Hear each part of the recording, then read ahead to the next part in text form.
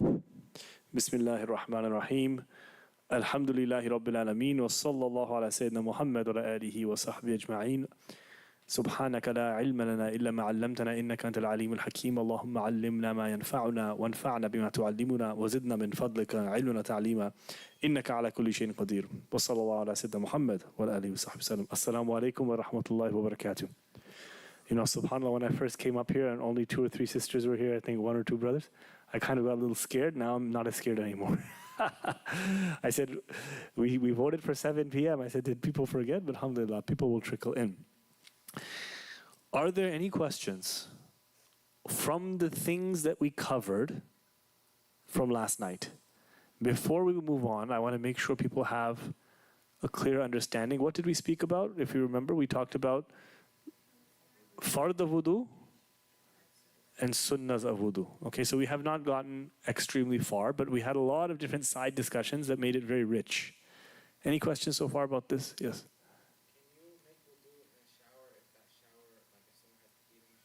Yes, this is a very good question. So let's say someone has peed in the shower, right? Which firstly, as Muslims, we should be avoiding doing that, okay? Technically speaking, you can't say it's haram to do so. In the sense that, okay, and there are, it would be considered a very dirty thing to do for a Muslim because it's the same place that you're putting najasa is the same place you're trying to get clean. And how do you know if you've thoroughly cleaned the place? So if it happened, like for example, a child comes in the bathtub, they pee in the bathtub, you assume once the shower is on, you assume everything's clean. You don't have to take, comb it and start putting it everywhere. You may want to do that just for yourself, but that's not a religious requirement. Once you put on the shower a little bit, you have no trace, it's fine, it's gone. So you can do that. It's not like it's invalid. But generally speaking, we should separate between the place where we do najasa and the place where we purify from that najasa, right? But then again, for some people, it may happen. They may have to use the bathroom or something and they have urinary incontinence, they urinate in the shower. And it doesn't mean now that, everything is najis. This fear of najasa should not exist. This like, oh my God, I don't know, my kid peed and I don't know, might be 1 drop here, 1 drop here, now I don't know, I'm going to have to wash the whole table or something. This is not the mentality of a balanced Muslim. This is starting to get a little neurotic. So, among the etiquette or adab of wudu are the following. And when we mean adab or that's the plural of the word adab. Adab means the etiquettes or manners. What this means is, it's something that the Prophet ﷺ did once or twice without establishing it as a normative sunnah practice. So the first level we talked about was fard. Fard is something, it's obligatory, you must do it. If you leave a fard, your whole entire action is not valid. If the sunnah is something that the Prophet ﷺ used to regularly do, but sometimes he left it to show you that it's not absolutely obligatory. So sunnah is something that we should not abandon all the time, but it's something that if you did sometimes abandon it for an interest or a reason, it's okay. So for example, I already prayed Asr, and I want to come up to start teaching, and I realize, oh, I don't have wudu, and I'm rushing, and it's almost 7 o'clock, so I have to come. So what did I do? I made a quick fard wudu, and I came up. Okay, it's better to make sunnah wudu, but there's an interest. For example, I need to go. These are times knowing the fard and sunnah wudu is also very helpful. Here's another place where it happens. It is a sunnah to sleep on wudu. Now sometimes what happens is, you've been sitting with your family, you've been working late, you're getting tired, you just want to fall asleep. And then you remember, oh, it's good to sleep on wudu. But then your nafs says, no, I'm too tired. So what you say to your nafs is, okay, nafs meaning yourself. You tell yourself, okay, I'll make you a deal. I'll just make a fard wudu with warm water, and like lukewarm, gunguna water, and I'll make it easy for you. And then you go to sleep. And so the nafs says, okay, go ahead. You understand? You're kind of negotiating with yourself. Because the nafs says, no, if I do full sunnah wudu, I'm too tired. They say, okay, just do a small one and go. So in this way, sometimes even with kids, you're trying to get them to learn deen, they're too lazy to make wudu. You say, okay, just make your fard, then go. So there is a use for knowing the maximum, and there's a use for knowing the minimum. Now, the etiquettes, so it is not a sin if you leave an etiquette. You get reward for doing it, but you do not get any sin for doing it, even if there's no excuse. Even if you purposely don't do it. There's no sin on you for leaving one of the etiquettes. Another name for adab is also mustahab, which means something that is liked to do. Mandub, recommended to do. These are all, nafil is another word. These are all names for the same concept. Something is nice to do, but you don't have to do it. Now, what is the first among them? Number one, facing the qibla. In a situation, remember, in the previous times, people didn't have to go to the tap to make wudu. You had a skin that you were pouring water. You can face any direction. So if you can face any direction to make wudu, which direction should you face? The qibla. Because the qibla is the direction of virtuous things. It's good to face the qibla. For example, making dua. You can make dua in any direction. You can make dua lying down, facing up. You can make it facing down. But it's virtuous to face the qibla if you can, right? So facing the qibla in the direction of Mecca. And the second one is avoiding the water used in wudu. So that means, for example, it is adab of wudu. Instead of going and spitting it on yourself, okay, that's not sinful. It's dirty. It's like, what are you doing? So, okay. Same thing with the water that runs off of your hand. I mean, it's not sinful if it comes on your body. Nothing wrong with it. But it's generally speaking, you're going to get soaking wet. You're going to look funny. That's not the best thing to do. So you should save yourself and, have minimal water on you. Let it drain down somewhere else. Like blowing your nose on yourself, it's not the best thing, But it's not haram if you did it. Another adab is making dua or supplication with those words that have been narrated, right? Allahumma ja'alni min at-tawwabin wa ja'alni min al-mutatahhirin. After you finish, for example, beginning with Bismillah. And there's some du'as that in this book, they come at the end chapter. We're not here to learn all of the du'as. You can do that, as an extra thing. But it's nice to make certain du'as when you're doing it. As far as I know, there are no authentic du'as during the wudu itself. There are a lot of things that have been narrated from other scholars or Sahaba perhaps, or the early Muslims. Number 4, mentioning the name of Allah when washing each limb. So that looks like this. It's like Bismillah, Subhanallah, Alhamdulillah, Bismillah. You're in other words, when you're making your wudu, you're also making dhikr of Allah. So you're not just quiet the entire time. Yes.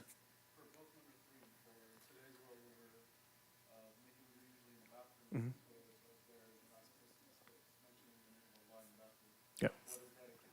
Yeah, so were you here when I spoke about, I answered this question about, for the Hanafi school, if you're in a multi-purpose bathroom and you have the toilet seat closed and there's no najasa in there, meaning like it's been flushed, it's clean, you have the toilet seat closed and you're using the bathroom for wudu, it's no longer a toilet. So you can technically, make dhikr.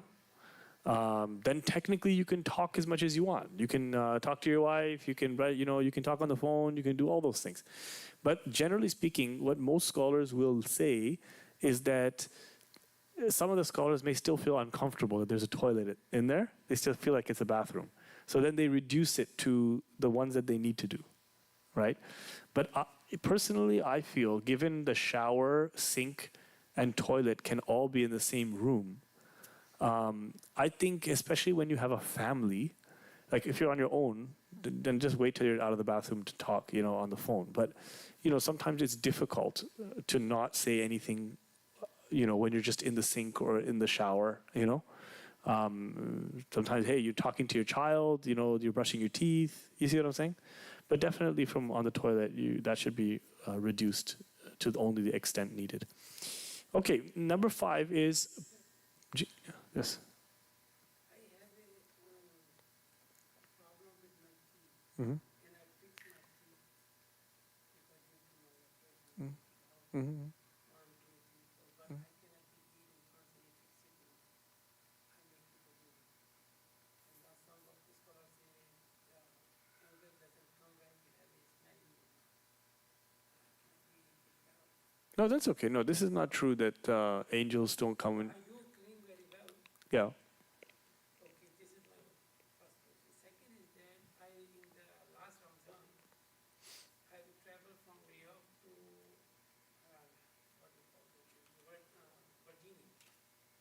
So when I close to open the fast, I'm close to the masjid, little bit far. So when I go there, when I go to dip and I come out, the sun is come up. When I go dip, the sun goes down. And in this all up and down, I say I'm gonna be make some late, so complete some down so I can open my fast. So the darkness come and I open my fast, just like 500 yard I dip and come up. There is a Okay, this is a question we will speak about when we discuss the prayer times. So this comes in a later day. But the first, I'll try. But in the first question, no, you shouldn't worry about the smell in your mouth and making wudu. Even when we wake up in the morning, our breath smells bad. You still make wudu, right? If you want, you can brush your teeth before. If you want, you can do after. It is sunnah. To make miswak when you do the wudu, there's different opinions. Some say you should make the miswak first, and then you make the wudu. And others say in the middle of the wudu, when you're doing your mouth, then you do the miswak and you do that.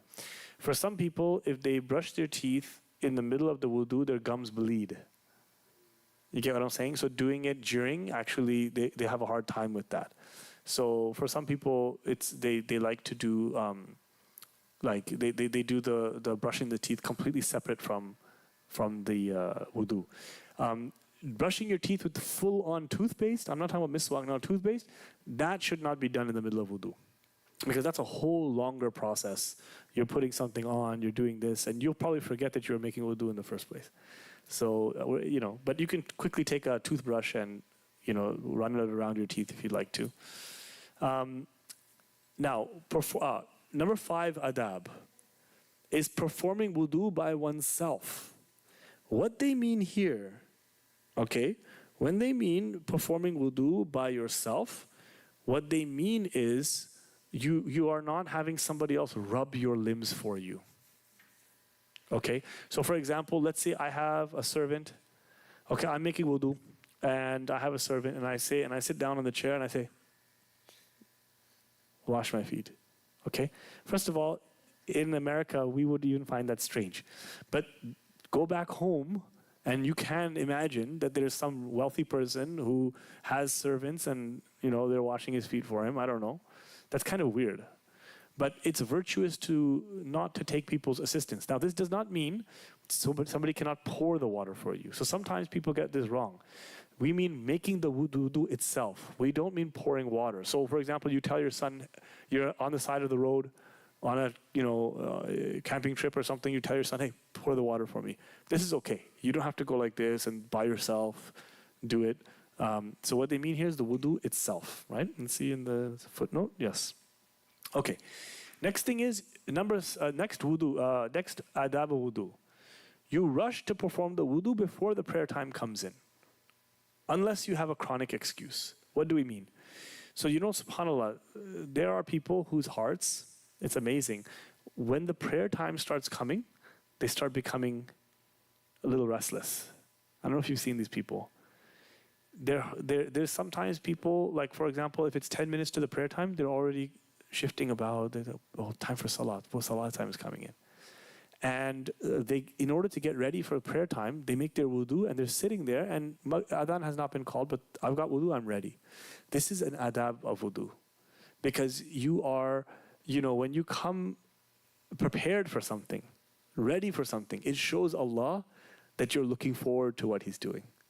You're looking forward to what He's making a fard on you. So it's a way of telling Allah that I'm ready. Unless you have a chronic excuse. If you're someone who's always passing gas, if you're someone who's having bleeding, sometimes irregular bleeding from the womb, for example, then that person, there's no adab of making wudu too early because you might break wudu anyways. So you wait till the prayer time comes in, you're ready to pray, then you make wudu, then you pray, right? And we're going to talk all about the women's fiqh in just a little bit. Next thing is, after you finish the wudu, it is adab to recite the 2 testifications of faith. Ashhadu an la ilaha illallah wa ashhadu anna Muhammadan Rasulullah. And then you make the dua.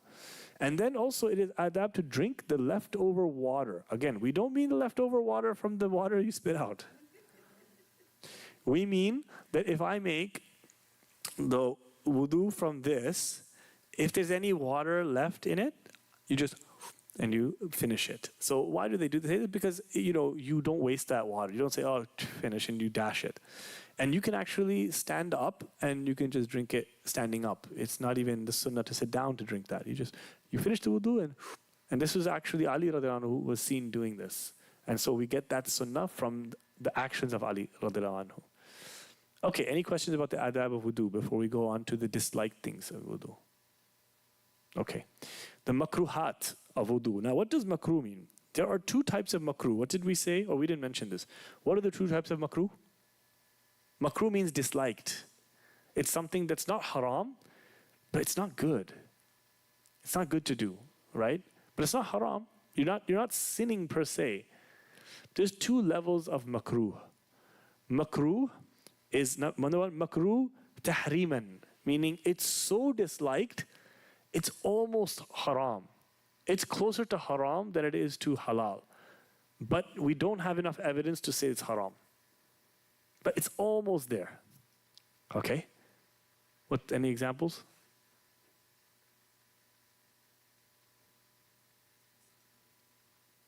It's a very popular one. What's that?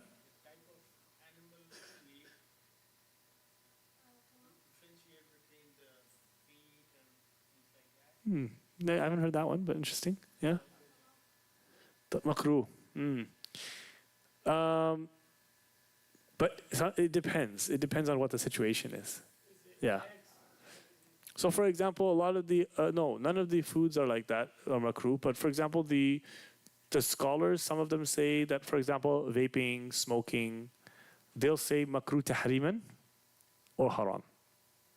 Some will say haram because it hurts your body. So it's haram.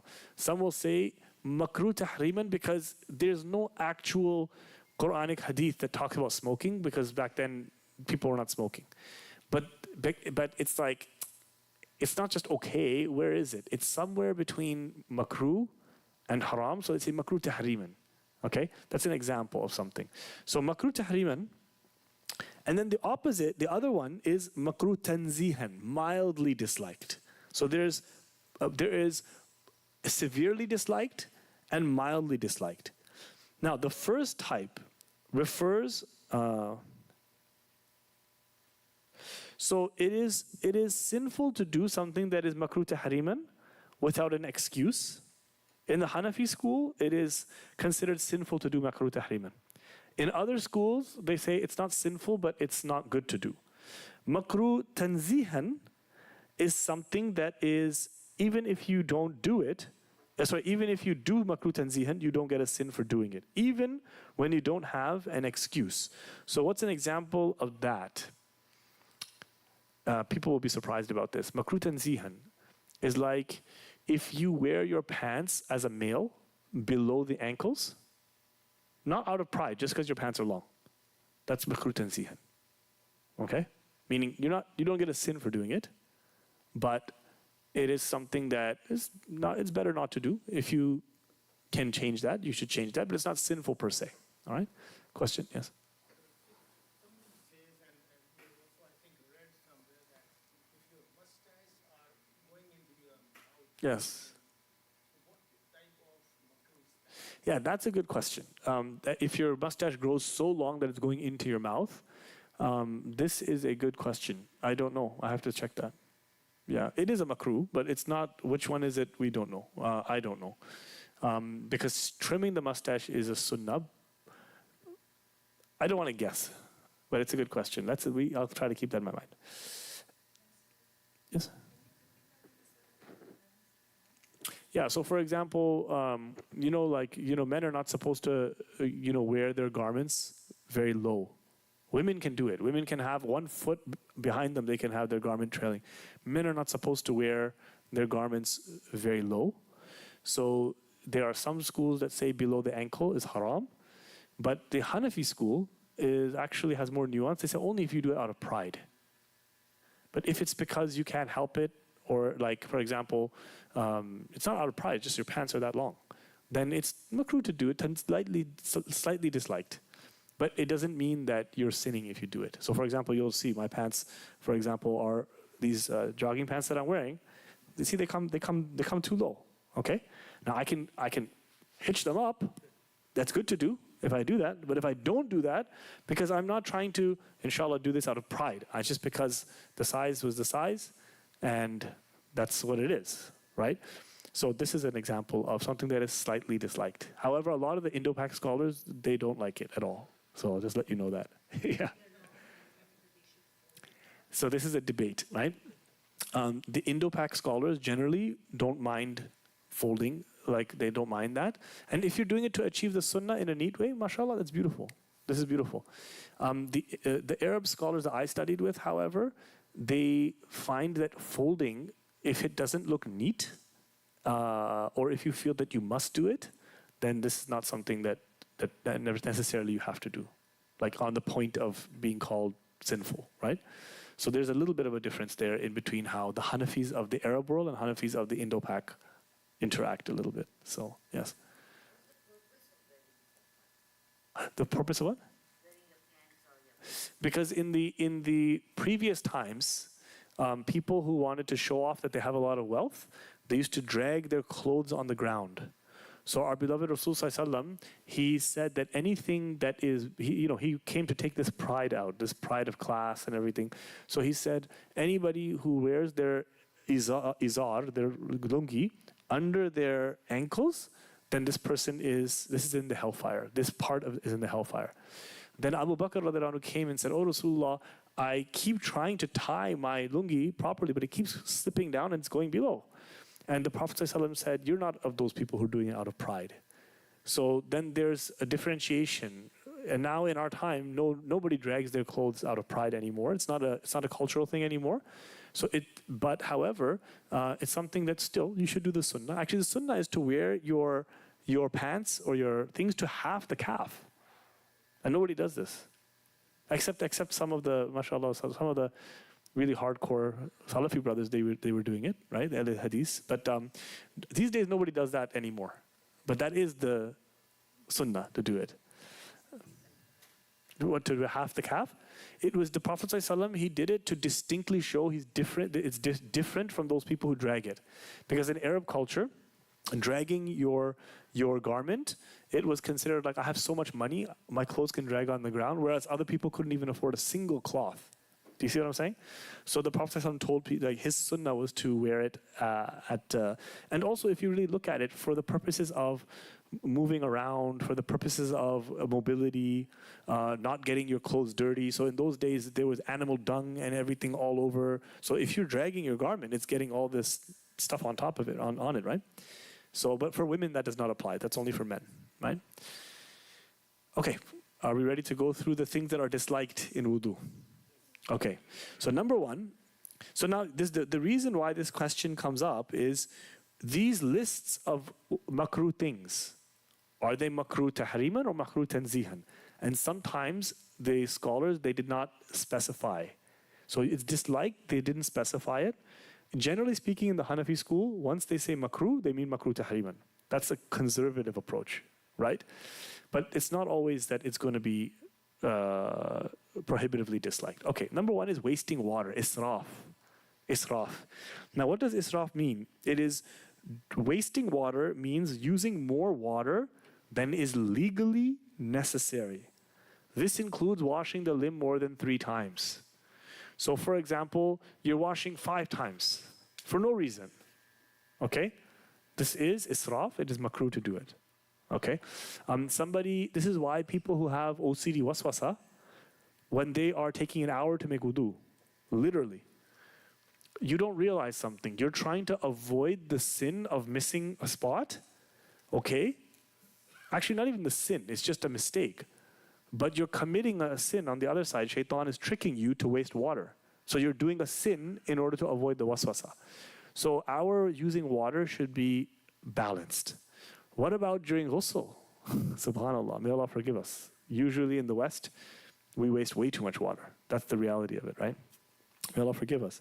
Alhamdulillah, it's not haram, it's makruh, but it's not good. It's not something we should do. Now, number two, the opposite is also makruh. Using too little water. Why? Why is using too little water makruh? You're not going to clean yourself. So this is the point, that this is called taqdir, right? It's when you use qatra. Like, okay, we know the legal definition of washing is for two drops to come off. But come on, are you going to say you can only do 2 drops? Now, some people get so much fake taqwa. Oh, no. I'm going to only use a little bit of water. And they run the tap like just a little bit. I've seen this.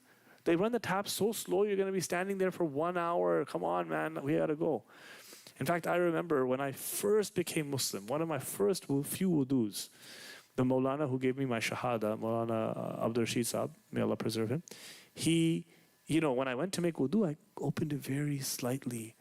And he's like, no, man, open the thing properly, make a proper wudu, you know.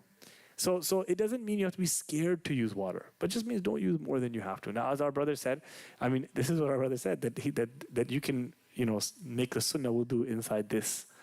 What would you call this? Like a little, I don't even know what to, in English, yeah, we call it like a bowl, okay? All the Indian words are coming to my mind. So obviously, we use too much water in wudu, generally speaking, okay? Now, this also doesn't mean we walk around being police to people in the masjid, okay? Like you're seeing the guy next to you and you think you have to forbid evil. It's makruh. So it's not worth starting a fight, but you just advise your children, hey, you know, have the tap moderate, not so little that you're being cheap with your water, not so much that you're being wasteful. Number 3, striking or slapping the face with water when you are washing it.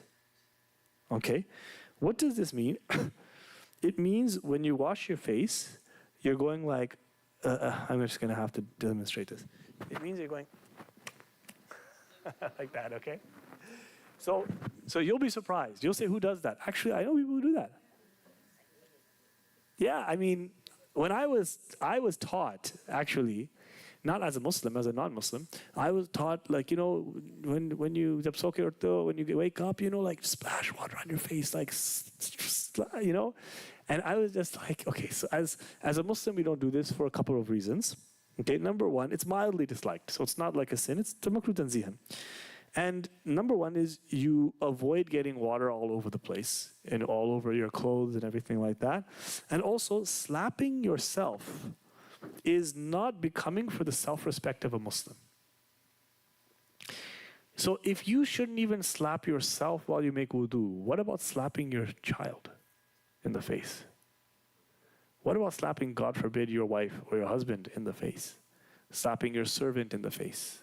Slapping your pet in the face? Like, subhanAllah, the face has so much dignity. The face has so much honor. Because, you know, as they say, Allah created us in His image. It's not literally means that man in His image. It means that Allah subhanahu wa ta'ala, well, some interpret that you have the face of Adam alayhi salam.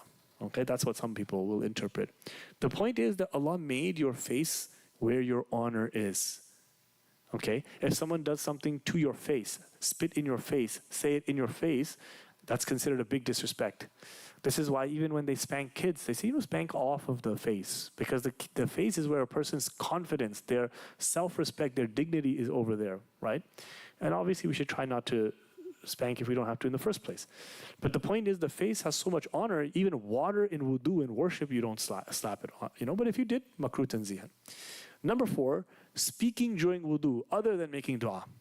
So this is something that it is disliked to speak about worldly things. So for example, you're making wudu in the, you're in your house, and you're talking to your wife everything that happened that day. I'm making wudu and I'm telling her everything in my day.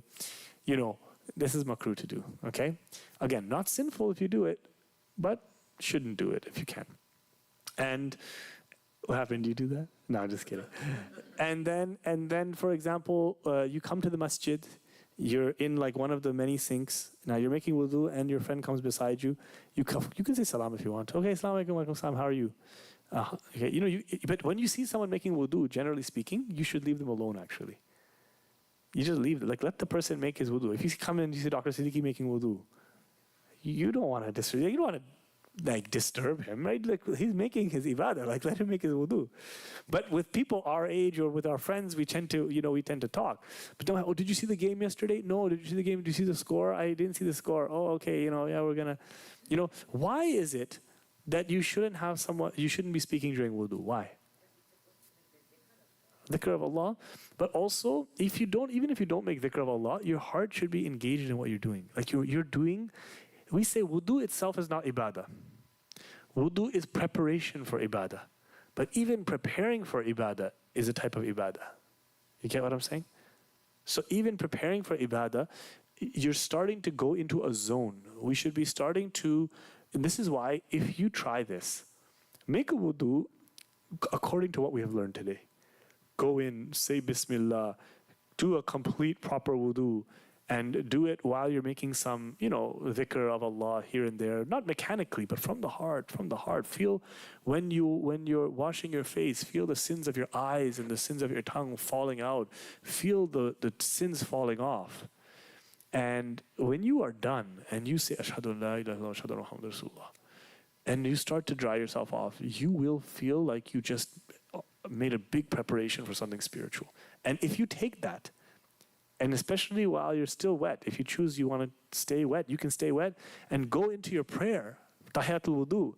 Oh my gosh, completely different experience than if you talk during the wudu quickly, do everything small. This is why the Prophet ﷺ, he said, like, whoever does a sin and wants to make salat al-tawbah, then go make a very thorough wudu first. Isbagh al-wudu. As my sheikh said, you want to do a wudu of tawbah? Take your socks off, don't wipe over, wash your foot, do everything full, proper. And you will feel like you're cleansed and you're ready. This is why, subhanAllah, some of the awliya of Allah, it was Imam Abu Hanifa, for some time, Allah gave him the ability, they say, to see which sins of the person who were falling off in the wudu. He never used to like somebody watching somebody make wudu. He can see which sin. Allah opened it to him. And he also, this is why he particularly emphasized not getting the leftover water on yourself. But it's because of his spiritual thing Allah opened to him. This is what they say, and Allah knows best, right? And Allah can do that. Okay, next thing. Having someone else assist while making wudu without a valid excuse. So what this means here, we spoke about this. You can pour water, bring water, that's not a problem. But it's disliked to have someone actually rubbing your limbs. Okay, so you're one servant here, your child is here, another child here. No. Now sometimes there might be a reason where this is, valid. Give me an example. Yes, someone is sick, bedridden, but did you know something? As well, there's so much mercy in the madhab that if you cannot make a full wudu on your own, you actually don't even have to make wudu. You can make tayammum. So someone who's bedridden doesn't have to make wudu. Someone who is so elderly they cannot make wudu, sometimes you make your wudu for that. You come to the bed and you say, okay, Babaji, I'm going to do it for you. Just because they're so addicted to doing that now they say, no, I have to make wudu. So you help them. Generally speaking, if they cannot stick their leg inside the sink, then they don't have to make the wudu. You can make tayammum. But you still do it just because you want them to feel like they're still doing the actions of worship. Here's one. A woman is pregnant, for example, and she can do everything, but the foot is hard because look, in our society today, how are you going to put your foot in a sink if you're expecting? For example, it's not easy. Some people can do it. And it's not easy for everybody to go inside a shower because sometimes you don't have the tap in the shower, the whole thing comes down. So in those cases, it might be cute. Okay, the husband gets a basin and he does his, washes his wife's foot. But even then, there's no hardship on her. If you cannot do it by yourself, you can make tayammum. Okay? So in that case, however, having somebody assist you is not it's not bad. Okay? Any questions so far? Yes?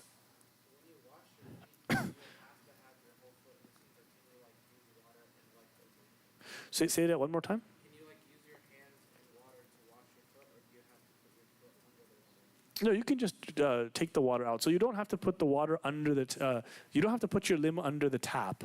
You can go like this. Fill water in the tap and just go like this. You don't have to go all like this. You don't have to. You can go for some and then spread it for the other part. As long as you're not getting obsessive. right? You just once or twice like this, you know. Okay. Yes, G. Sometimes we travel from one city to another city. We using the bathroom in the McDonald's. There is, we cannot say, we wash our everything, but we cannot wash our feet. So myself, I just take the water 3 times like this. Yeah, that's not valid. That's the valid. No. Except for the Shia. The Shia do this, but we don't. Well, the Sunnah doesn't do this. We can't do this.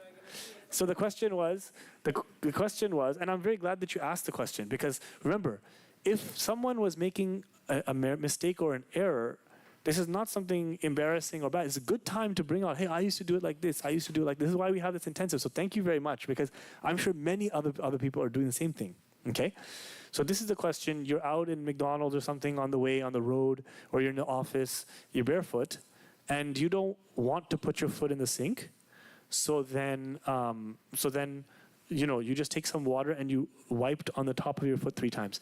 The Shia believe that this is the Jafari brothers and sisters. They believe this is okay to do, but it's not valid in Ahl Sunnah. We don't wipe over our bare feet. Yes, you cannot wipe over your bare feet. Like, so for your socks is different. Remember, we're not talking about socks. Yeah, I'm on the socks. Oh, you're talking about socks? Oh no, you're showing me bare feet, and you're doing.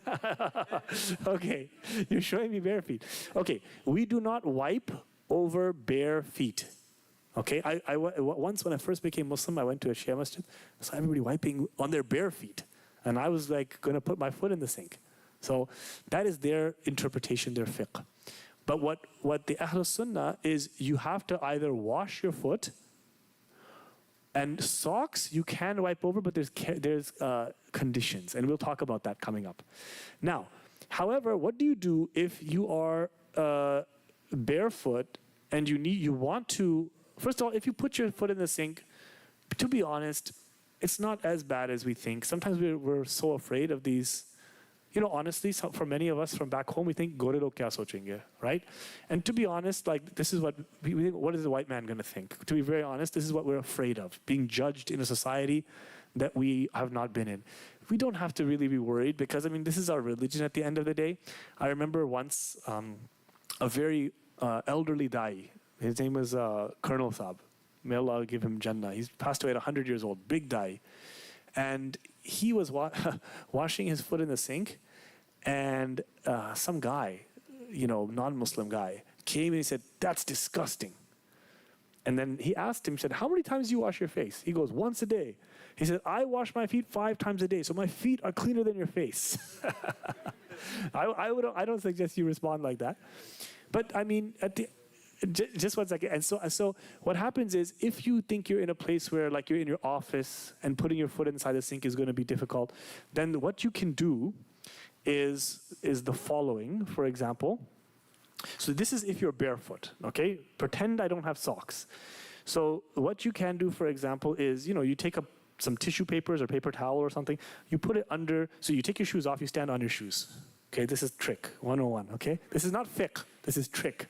Okay, so you're standing on top of your shoes, you have some paper towels over there, and then you take a little bit of water in your hand, and then you just pour it like this so 2 drops come off. Then you can wipe the rest of that water. Okay, so you just take a little bit of water, you put it like this, you let it drip off, and then now you've washed that part of your foot, you can rub the rest of that. As long as the wetness is enough, that's okay. All right? Because also, a lot of Muslims, what they do sometimes is they wet their feet, and without drying it, without socks, they put it back in their shoe, and that makes your feet smell. Okay?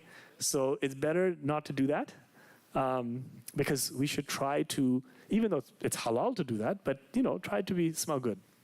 Any questions about anything like that? Yes?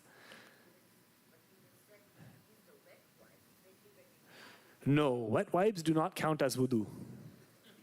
Wet wipes do not count as wudu. Now, technically speaking, here's another thing many of you are going to get upset about. Even istinja, wet wipes, some scholars don't like it. Some scholars don't like it. I'll tell you why. I mean, I think it's cleaner than nothing, okay? But I'll tell you why. Because the idea of washing is when drops are coming off. You get what I'm saying? The idea of washing is when drops are coming off. And you'll learn this actually very clearly when you have to change a baby's diaper, like I'm doing these days quite often. And so you're changing the baby's diaper. They say the diaper has the child has done that. Now you take a wet wipe and you wipe them. Okay, so visually it's not there. But what you actually just done is you've just taken it and wiped it all over the area. So it's not clean. You smell it, it's still it's not gonna be clean. Like water, if you wash a baby's bum with water, then it's clean. You understand? Same thing for us, guys, okay? If you wash yourself, you're clean. Wet wipes is not totally clean. But then again, it's probably better than nothing, right? So I see a lot of disappointed looks. I'm very sorry. I'm very sorry I disappointed everybody. Okay. Yes.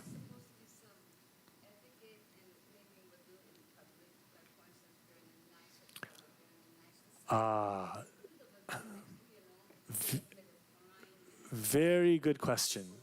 Very, very good question. And we have to watch the time. 7:53 is Maghrib coming up. Insha, do we know what's going on with the food?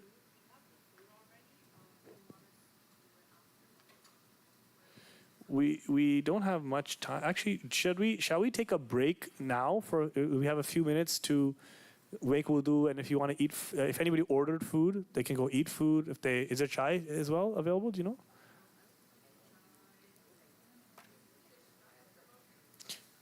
Should we go for 5 minutes or take a break for 5 minutes?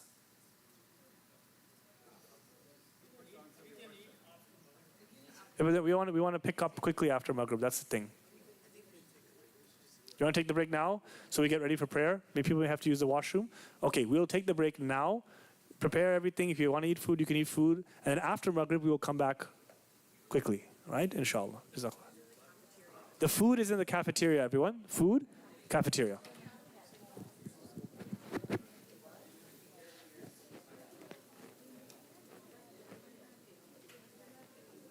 How are you? Good. I have a question. Of course. My whole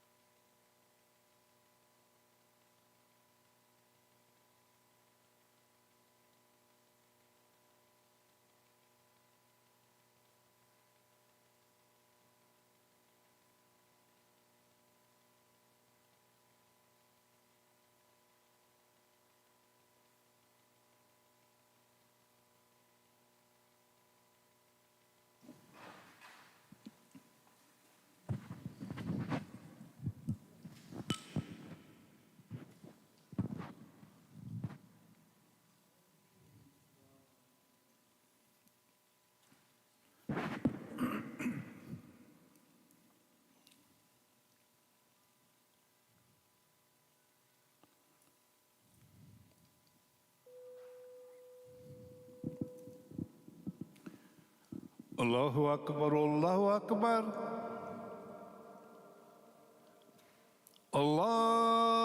الله أكبر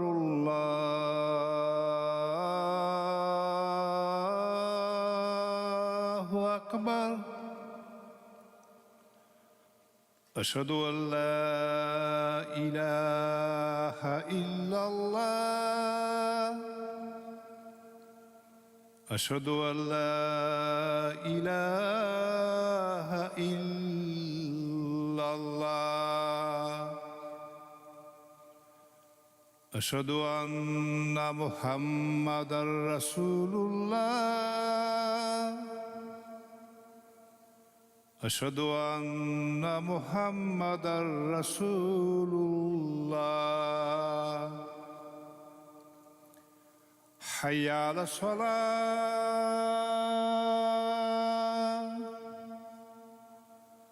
حي على الصلاة حي على الفلاح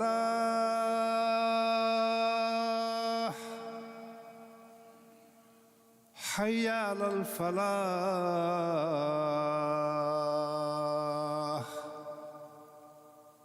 الله أكبر الله أكبر لا إله إلا الله ليلى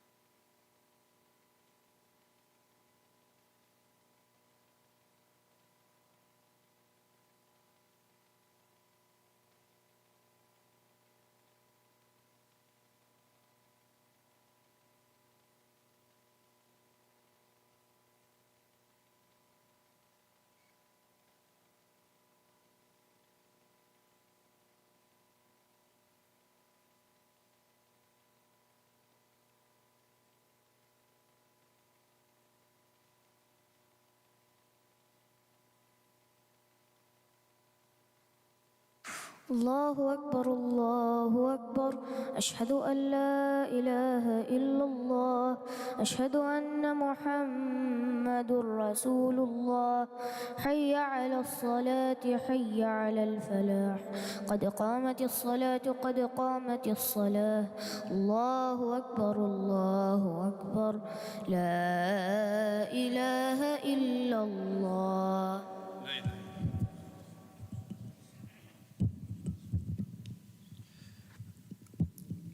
استووا واعتدلوا. Make your lines straight. Fill in your gaps and turn your hearts towards Allah. Is the line filled over there? Saf is filled? Maybe one person in the front, please. This is two. Sisters as well, please stand shoulder to shoulder.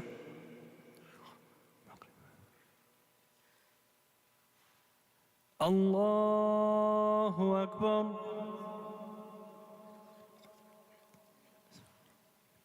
Alhamdulillahi Rabbil Alameen. Ar-Rahmanir Rahim. Maliki Yawmiddin. إياك نعبد وإياك نستعين اهدنا الصراط المستقيم صراط الذين أنعمت عليهم غير المغضوب عليهم ولا الضالين.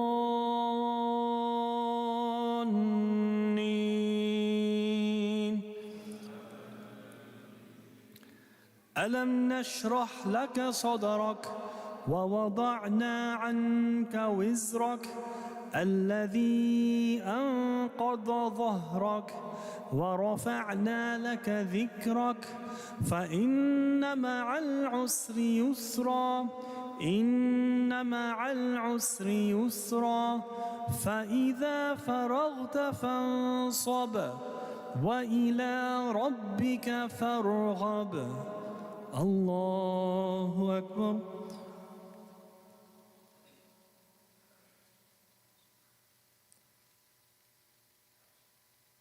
سمع الله لمن حمده. الله أكبر.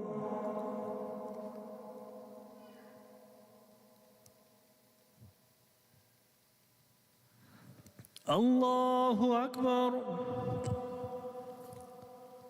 الله أكبر.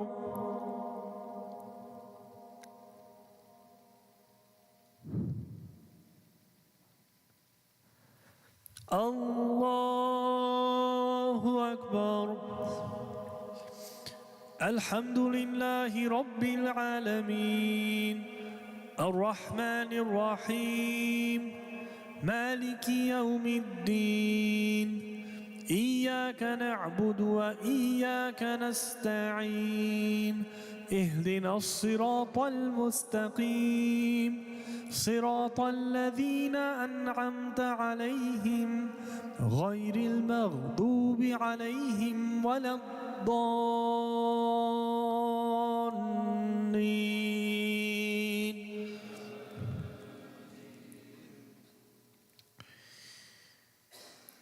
ألم تر كيف فعل ربك بأصحاب الفيل ألم يجعل كيدهم في تضليل وأرسل عليهم طيرا أبابيل ترميهم بحجارة من سجيل فجعلهم كعصف مأكول.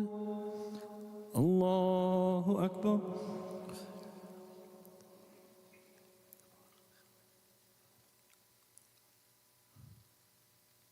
سمع الله لمن حمده. الله أكبر.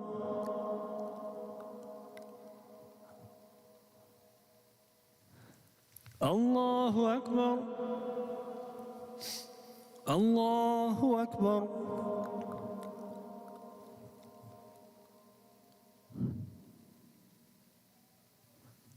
الله أكبر.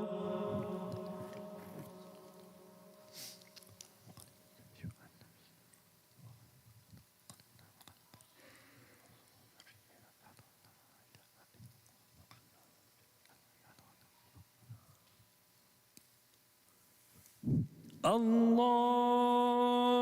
Akbar.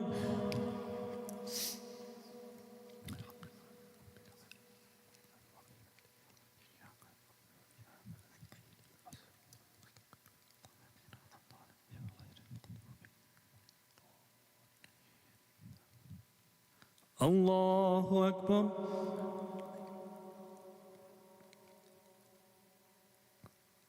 سمع الله لمن حمده. الله أكبر.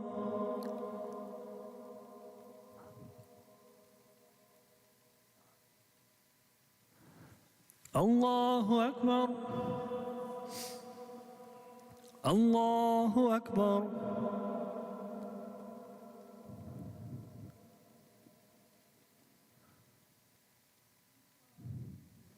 الله أكبر.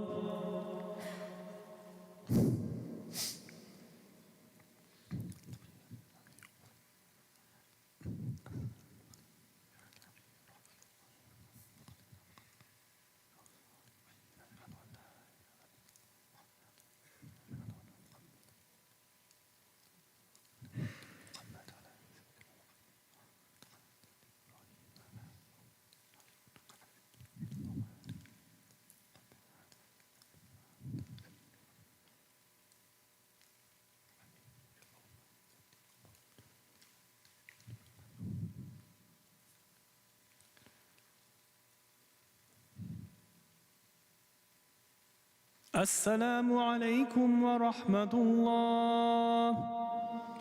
السلام عليكم ورحمة الله. أستغفر الله. أستغفر الله. أستغفر الله. اللهم أنت السلام ومنك السلام تباركت يا ذا الجلال والإكرام. اللهم أعنا على ذكرك وشكرك وحسن عبادتك. Assalamu alaikum wa rahmatullahi wa barakatuh. Alhamdulillah, we are having a great time in our fiqh of ibadah, the fundamentals of worship intensive. It's taking place upstairs in the upstairs musalla. We started at 7 p.m. Then we break at Maghrib, now from Maghrib to Isha. So we're doing this for the next 4 nights. Please come in and join us. We are talking about wudu and ghusl and wiping over socks and all kinds of those fundamental things. And inshallah tomorrow we'll go into prayer. So even if you have not joined from the earlier time, that's okay, just drop in, inshallah, and ask your questions as well. Jazakallah khairan. Assalamu alaikum wa rahmatullahi wa barakatuh.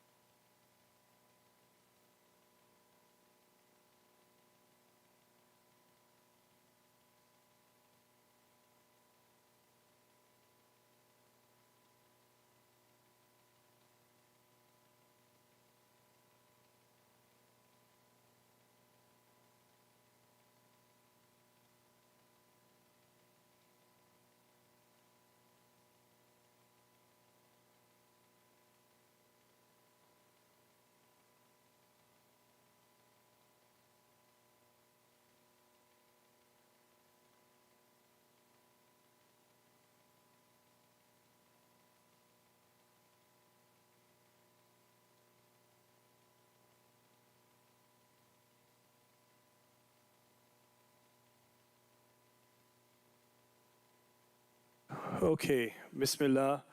I'm just going to give 30 seconds or to a minute for the brothers who are still sipping on their chai downstairs to come up, inshallah. It's good to take a break, but we don't want to completely lose the time as well. Why don't we just start by taking one or two questions? So as people will start trickling in on the topic that we've covered, right? It kind of has, it's about siwak. Okay, go ahead. Yes, The etiquette behind using siwak. that's a good question.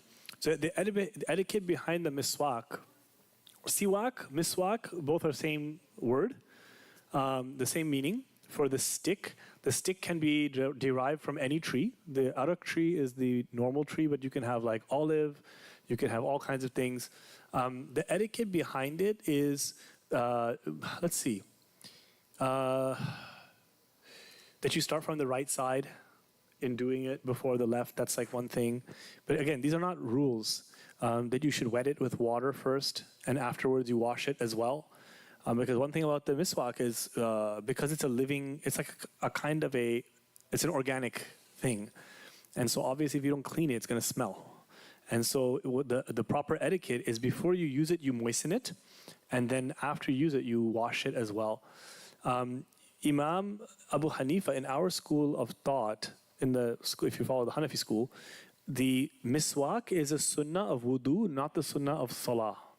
So you know how you see many times before prayer, people are like doing miswak and they're putting it in their pocket. Generally speaking, the Hanafi school not discouraged it, but said emphasize for it to be during the wudu because it can make your gums bleed. And so if you do it right before prayer and your gums bleed, then you have to make your wudu again. So, but there's other schools of thought that say no, you should do it right before your prayer because your prayer is enhanced by cleaning your teeth. One of the things that we've lost sight of is that we have ritualized the stick and forgotten the purpose of the action. And this is the difference between the Prophet ﷺ and us. The Prophet ﷺ, he didn't do things because miswak was sunnah. He wanted to clean his teeth. And so he cleaned his teeth in the way that he knew how, which is his, what was available to him. And yet now we attach so much to the action of the stick, but we don't pay attention to oral hygiene. And the Prophet ﷺ's emphasis is on the oral hygiene. Now, it doesn't mean that we are so modern, we don't have to do miswak anymore. No, we do it because we remember the Prophet ﷺ's sunnah. But that doesn't mean that I do miswak and I don't need to take care of my teeth other than that. Because if you do that, you're not going to, as Allah allows you to increase the ways for you to take care of your oral health, we should do that, right? SubhanAllah, there is another hadith, the Prophet ﷺ used to use a very thin tooth stick to go between his teeth, like flossing. So my sheikh said, this is basically flossing. So if you don't have a thin stick to put between your teeth, people don't, then you can floss if you can. So all of these things are good to do, right? Alhamdulillah. So I had a question.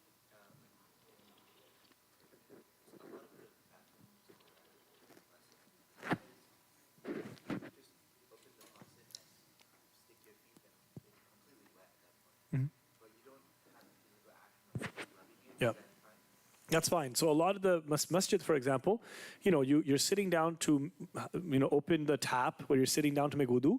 If you just put your finger, your toe underneath your toes and your foot, and it comes under the water, then this is enough. You don't need to actually physically do it, as long as the water reaches in between, and it will. If you just go like this, same in a shower.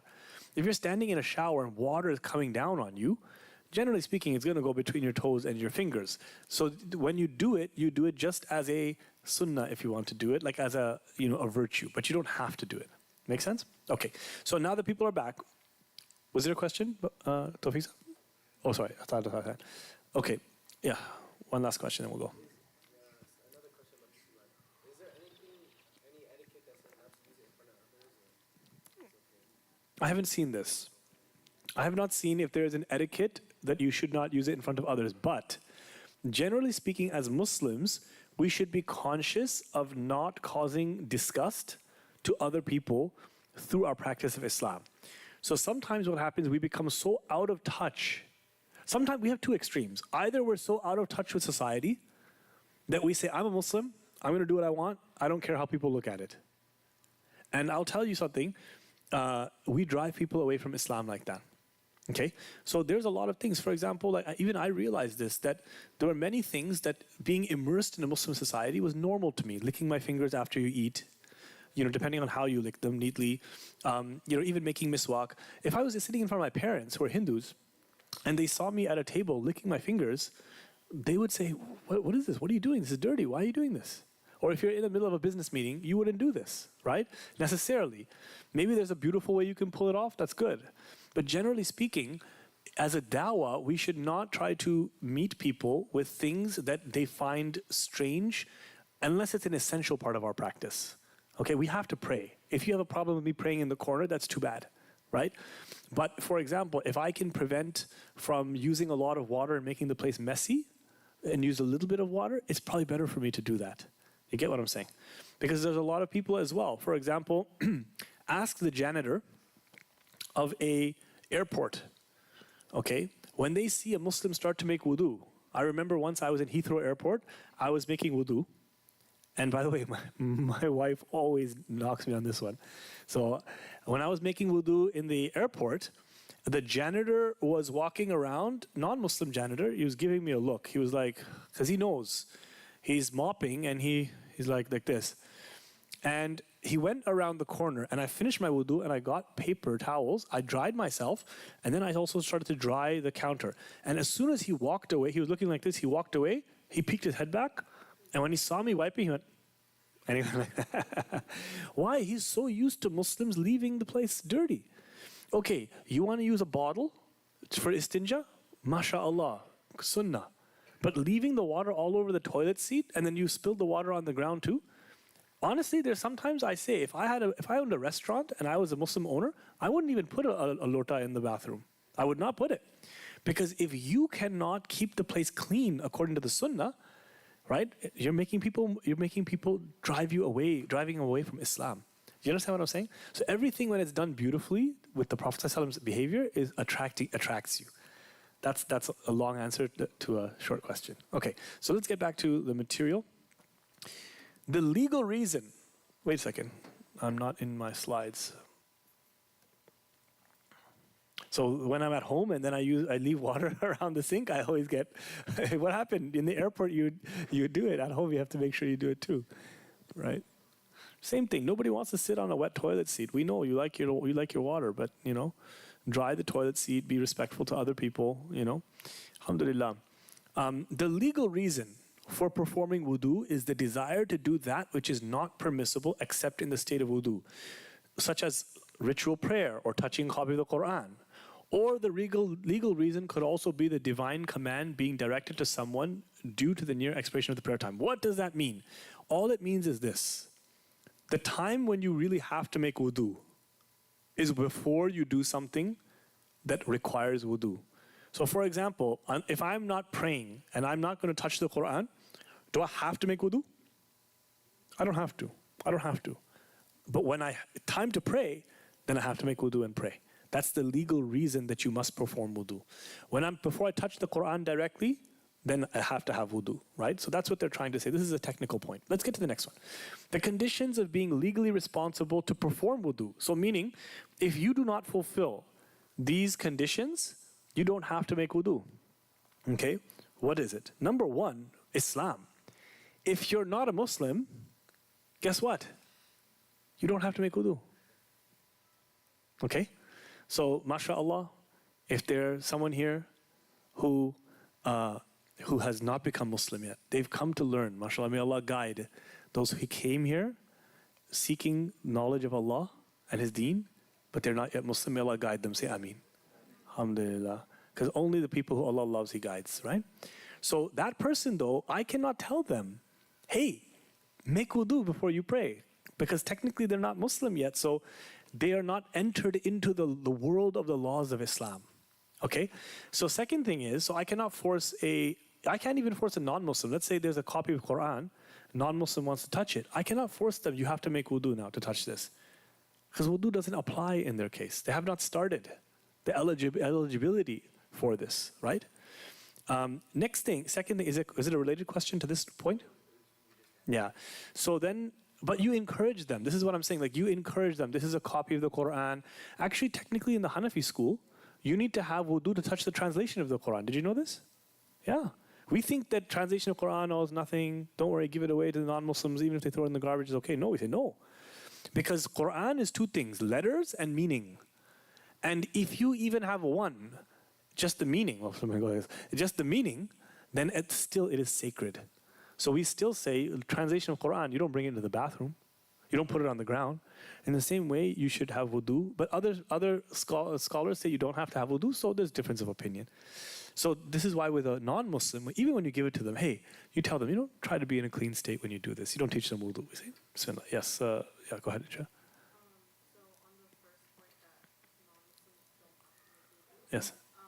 can you kind of explain what are, if someone is coming to the masjid and they're not Muslim, Yeah. what are some of the things you should ask of them if they're Yeah, this is a good question. When a non-Muslim is coming to visit the masjid, the only thing we ask them, literally, I would say two things, right?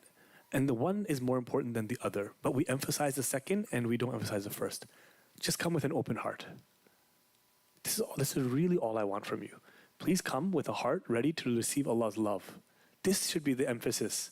But we put more emphasis on the dress. We put more emphasis on these. And yes, there is an element of, when you come to the masjid, please dress modestly, respectfully. How do you have to define that? You don't have to spell it out for, you know what I'm saying? Because they're not actually under Islamic laws. So as long as they're generally, and generally people are dressed, half decently, right? They're not going to come from the beach to the masjid, generally speaking. So I think the main emphasis is to draw people to call them to Allah. The Prophet ﷺ, when people came into the masjid, some of them were not even covering their awrah properly. But you didn't see him say, wait, before you come inside here, do this. You get what I'm saying? So this is how I would approach that, right? Sister, you had a question?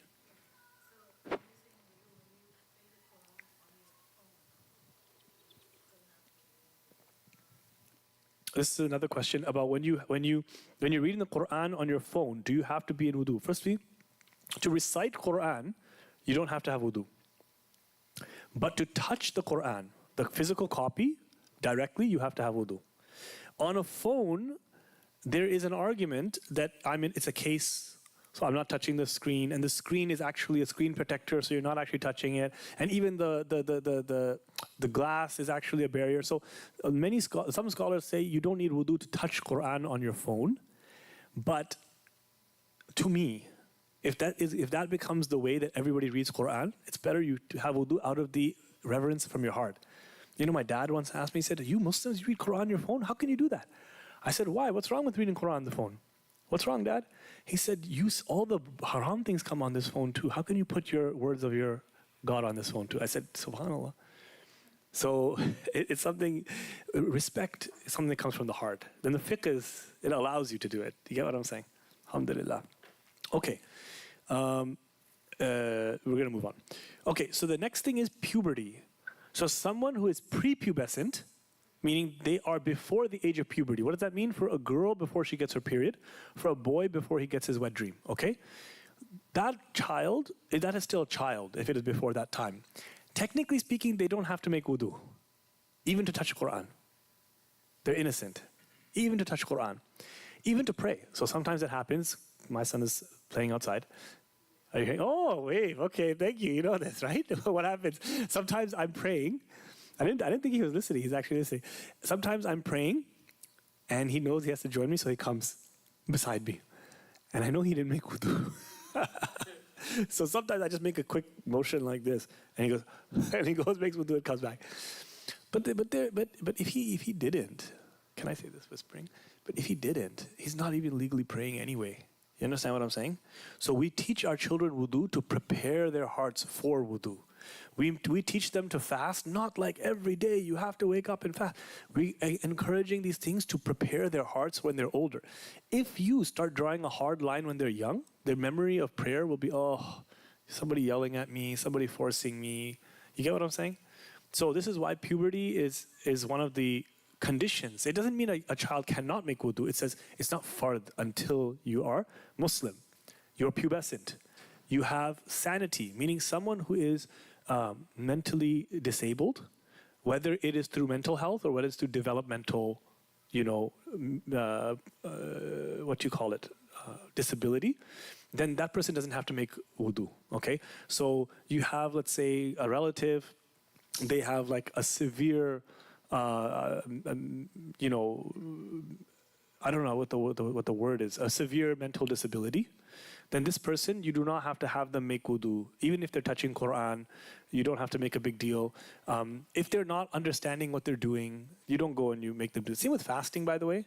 Those of us who have family members who have mental disabilities or their mental health is not correct, then, let them,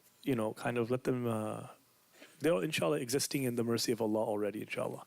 The next thing is termination of menstruation, postnatal bleeding, or a state of ritual impurity, which means as long as you're on your period, you don't have to make wudu. Okay, so there's no such thing as making wudu on your period. Now, some people recommend it, some scholars recommend, even when a woman's on her period and she wants to make wudu, to make dhikr, okay, to make dua, this is fine. She wants to sit on her prayer mat, make dhikr during the time of prayer, this is fine to do. But she's not legally required to make wudu because she can't pray anyways and she shouldn't be touching the Quran anyways, right? Same thing with post-childbirth bleeding, same as menstruation, and janaba, which is the state of ritual impurity, meaning after sexual intercourse or after sexual climax, that person, the wudu would not count for them. They would have to make a ghusl. Now, when they take the ghusl, they get wudu bonus. So they don't have to do ghusl then wudu. Once you do a ghusl, you automatically have wudu. You don't have to do it separate, okay? We'll talk more about that in a little bit.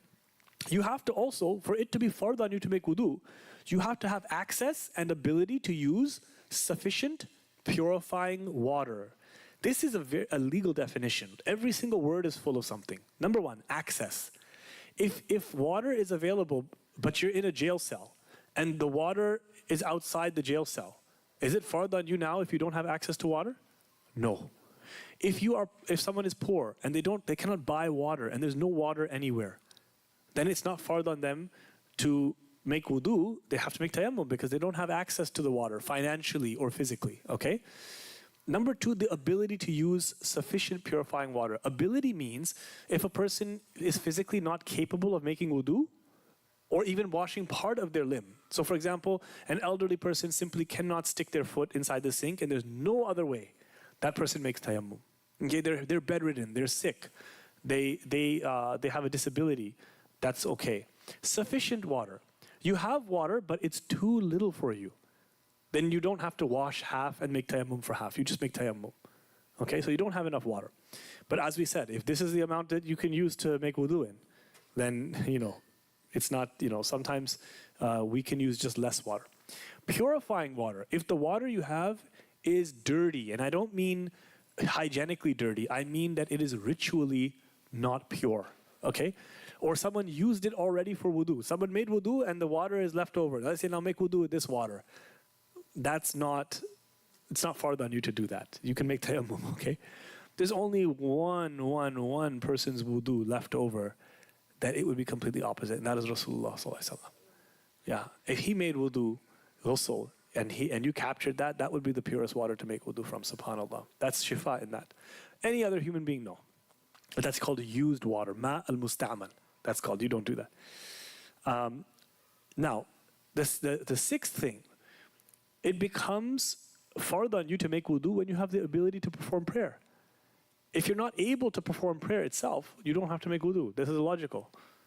If a person is completely paralyzed, God forbid, then obviously they can't pray, then you don't have to make wudu either, right? And also, when does wudu become fard?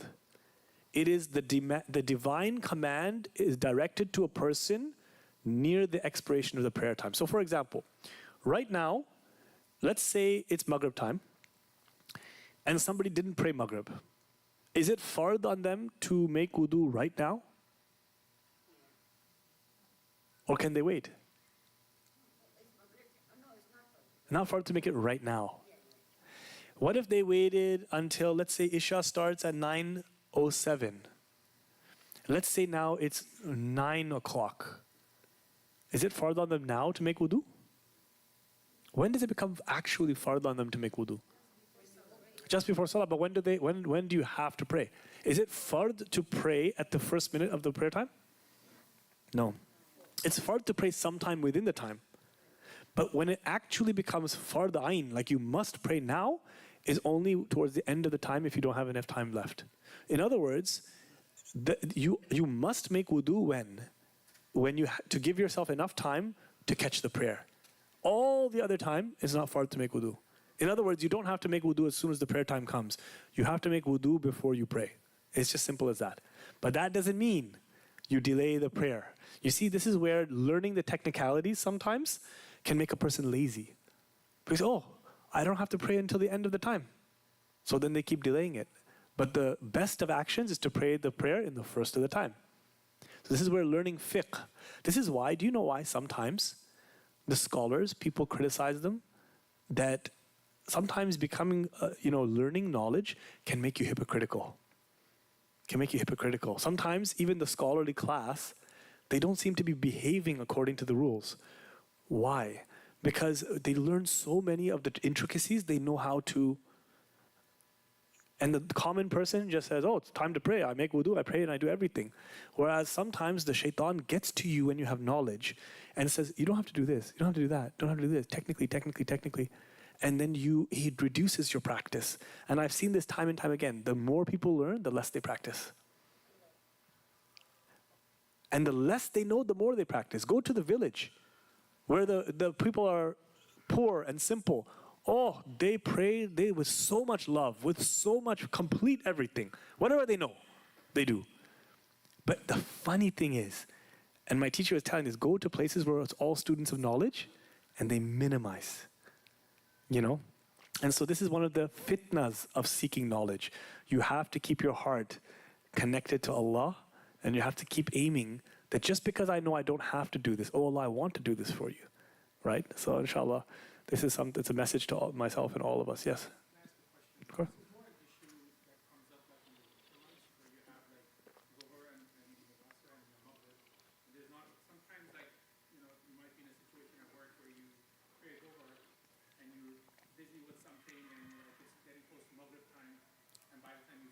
Mm-hmm. It's so close to Maghrib time that if you go and do like the full wudu, you're going to miss salah.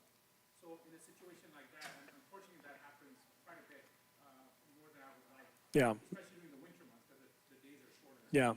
So in a situation like that, what do you do? So, alhamdulillah, just to get, given that you're a doctor, alhamdulillah, and then your need to be around different places and on call and stuff is probably unique to your situation, right? But there are other jobs that probably require people to be running around, moving around. So are you saying that you don't have enough time to make wudu? Is that what you're saying? So there are times where you don't have enough time to make proper wudu and to make salah. Like if you're in a case, like 2-3 hour long case, you scrub out and you have enough time. You only have like a few minutes left. At my watch, I'm like, I only have like 2 or 3 minutes left. Yeah, I know. Yeah, so what happens when the prayer time is about to end and your shift is over, or you're in the middle of something and you only have a few minutes left? So technically speaking, you should try to have your wudu before, but you just said 2 or 3 hours, you're doing a surgery or something. How are you going to keep your wudu for 2 or 3 hours sometimes? Or what you try to do is you make half your wudu and you complete the other half when you can. So like somebody says, okay, right now I have enough time to wash my face and my arms. After the appointment is finished, I'll go wash my feet. But right now I don't have enough time to do it all. Or you prepare yourself by saying, I'm going to wear socks. So, like proper, like wiping socks. Then you just try to reduce as much. Sometimes even it happens that you just don't have enough time for wudu and prayer. Sometimes it happens you wake up, Fajr is about to end, and you're in janaba as well. And do you take a shower or do you pray or what do you do? This is common, right? This is something that happens. In this case, a lot of scholars will say you simply miss the time. And you just have to make your wudu and then make a qada of that prayer. There are other scholars that will say, in that case, if you just make tayammum and you pray, even though it's technically not valid, it's like it's showing your respect for the time. And then you still make it up after. You see what I'm saying? So you're just showing, oh Allah, I don't have the ability to pray to you. I'll make tayammum quickly, and we're going to teach you how to make a quick tayammum. But this should not be like a habit. Otherwise, what happens is people will just delay to the end of their shift all the time. You know, and somebody had asked, like, do we have to pray with wudu every time? Yes. You cannot pray without wudu, right? Yeah. Yes. Yeah. No, we can't. We can't. This is why, yeah, wudu is the key to salah is wudu, right? And this is why now they scare a lot of people by stating this thing that if you pray wudu, well, salah without wudu, it's kufr. It doesn't mean if that happens, you're a non-Muslim. No. Let me correct, because a lot of people with OCD hear this. It means rejecting the idea of wudu. I don't need to make wudu. I don't even care about it. You see, that's different. You're not doing that. You're saying that the time is just too short. We have to, as Muslims, we have to cater the time for wudu, and it forces us to always be thinking about our wudu whenever we go into a place. In fact, the mind of a Muslim should be thinking like this, right? Oh, I'm going to the mall. Okay, where am I going to pray my salah? I'm going to go to, I'm going to go to JCPenney. I'm going to go to the change room over there. I'll pray over there. You know, whatever it is. But the mind of the Muslim is always thinking ahead, like, where do I do this? And then they're also thinking, like, is it going to be a bathroom here? No, there's not going to be a bathroom here. Okay, go to the gas station, make wudu from before, and let's go. And the Muslim should generally be prepared. So this is why you just start a little bit earlier. It's a lesson next time, right? So like carry a bottle of water in your car. I always carry a bottle of water that I'm not going to drink in my car. I always have a prayer mat in my car. Keep a small towel in your car. And that way, anywhere you go, you can even, in the parking lot, you can make wudu. Now, here's one important question. A woman often gets shy. She says, I have to make wudu, I'm in a parking lot, I'm in a park, right? Right. Okay. If you can hide yourself to make wudu, you hide yourself to make wudu, meaning you go in a ladies' bathroom. But what if you're in public?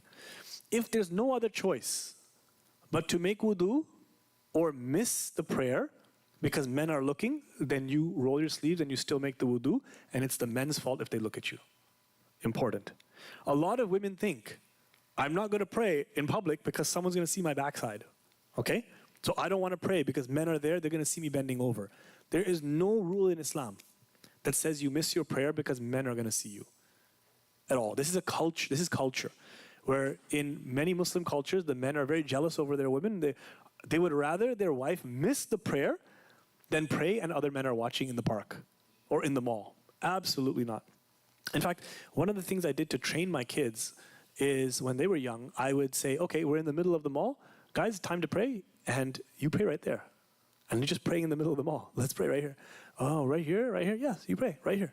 Not blocking anybody, but just because you have to get used to this idea that we are not ashamed to pray. We don't pray in blocking people, or we don't pray where it's dangerous, but we're not embarrassed to pray. Like if you see me and you don't like it, that's your fault, not my fault. And we have to have izzat and pride as a Muslim. Like, I can pray in a park. Just because you don't like it, I have to impress you. This is a colonized mentality where we are afraid. If many times we have this from colonized countries, that if this person sees us, if that person's, but one of our apne log, we don't mind. But somebody, who I'm talking about, like it's you think, the American people, if they see us, don't be ashamed. When what my shaykh told me, Abu Bakr radiallahu anhu, just to pray in front of the Kaaba, he was beaten so badly, his nose went inside his face. And he was knocked unconscious. When my shaykh read this report, he said to me, so who else is going to be embarrassed to pray in the airport now? If Abu Bakr could get his nose smashed into his face for praying, who's embarrassed to pray in the airport? Just don't do it. Like some Muslims, they behave stupid. In the middle of the aisle of the airport, you say, I have to pray. In the airplane, they're praying, they're blocking everybody. The lady has a cart, she's trying to do it. No. Okay? But respectfully praying in the corner. And also praying, if you're too shy to pray in public, it's not valid to pray in your car. A lot of the aunties do this, right? I'm going to be honest. Like they say, I don't want to pray outside, so I'm going to pray in the car like this, park the car. No, this is not valid. you have to pray. You just stand up. What I do often, if you don't want people to bother you, open one car door and pray so the car door is kind of blocking you. And if I'm ever worried about, like, I don't know where I am in my surroundings, choose a place where your back is not exposed.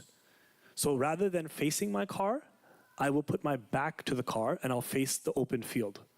And I'll pray so I can see whoever is there and coming. You get what I'm saying?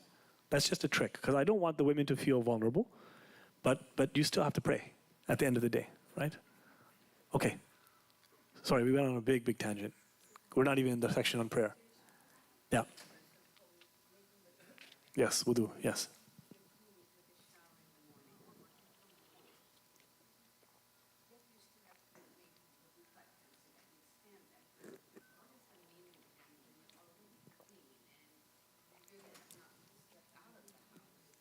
Yeah. Why when you pass gas, why do you have to wash your face? It's just pure, it's called ta'abbudi. It is just slavehood to Allah. This is the word. It is slavehood to Allah. Allah said, do it. We said, yes, Allah, that's it. There's lots of meaning behind it. No, there is meaning. The meaning is you're preparing yourself to pray. You're purifying yourself. But if you keep passing gas, you just keep making wudu, right? Like it's if you do this, then this happens. And so you make wudu as many times as you need. You see what I'm saying? So it's not like a rational thing like, well, technically I passed wind and my face has nothing to do with that. So therefore, I don't have to make wudu again. We don't have the choice to say that. And some people, for example, I met somebody, where I met this Ismaili girl once and we had a debate. When I was young, I would never debate another person like that now. When I just became Muslim, and she said, oh, you know why you people do this? Because a long time ago when the Prophet Muhammad was there, Arabs were dirty. They didn't know how to clean themselves, so he had to tell them, wash your hand, now wash your hand, now wash your face. But nowadays, we're clean people, so we don't need to make wudu. So this is now, they have rationalized and basically written off most of the Sharia because of this. Right? So there was a question here, sister? No, it's fine. Bismillah. I saw on social media that there was this girl, like, she was talking about, like, not, like, doing her review throughout the day because she wears makeup. So she keeps her review. So how long can you keep your review? You can keep your wudu for as long as you can keep your wudu. If you can keep your wudu for the whole day, 24 hours, go ahead. Like some people can keep their wudu, like for example, in Ramadan, some people, they use the toilet after suhoor, they go to the bathroom, and then they stay on wudu literally until Maghrib. If you don't go to sleep, you can do it. Maybe somebody can do it. But the new wudu is better than... But making wudu again is still good. It's nur, light upon light. So even if... No, if you want to. No, it's not even better. It's not even better. It's just if you want to, you can. But if you want to pray the whole night on one wudu, no problem. You can do it. Yeah, go ahead. Follow up.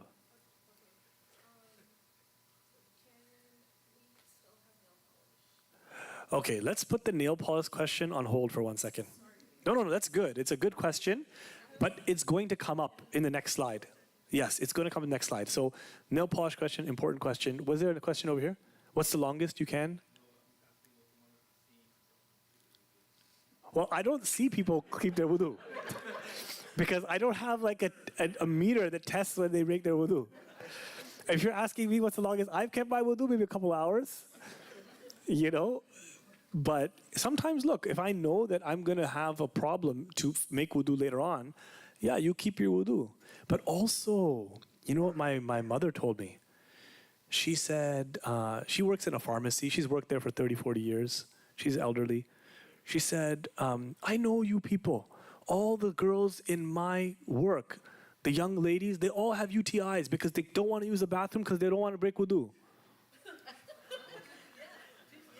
Because in her pharmacy, lots of Muslim girls work there. And my mom tells me, because my son is Muslim, I always favor the Muslim girls, I hire the Muslim girls, okay? So she said, but I know all the little young girls there, they all have UTI because you guys don't want to use the restroom in public, at work, and you don't want to break wudu. So this is wrong. I said, Mom, this is wrong. Use the restroom. If you don't have water, we're going to talk about that in 1 second. You can still pray. And that's another problem. So guys, ladies especially, don't torture yourselves. Don't do that because you're harming your body, giving yourself a urinary tract infection because of wudu. This is not right. Allah made it easy, right? So, anyways, where did I go from there? Yes. I believe after you see the media cup, yes, you do the glue. But what Yeah. happens if you're sitting and kind of goes up for like a Okay, we're going to talk about this in what breaks wudu. We're going to talk about this. Yes. On the topic? Okay.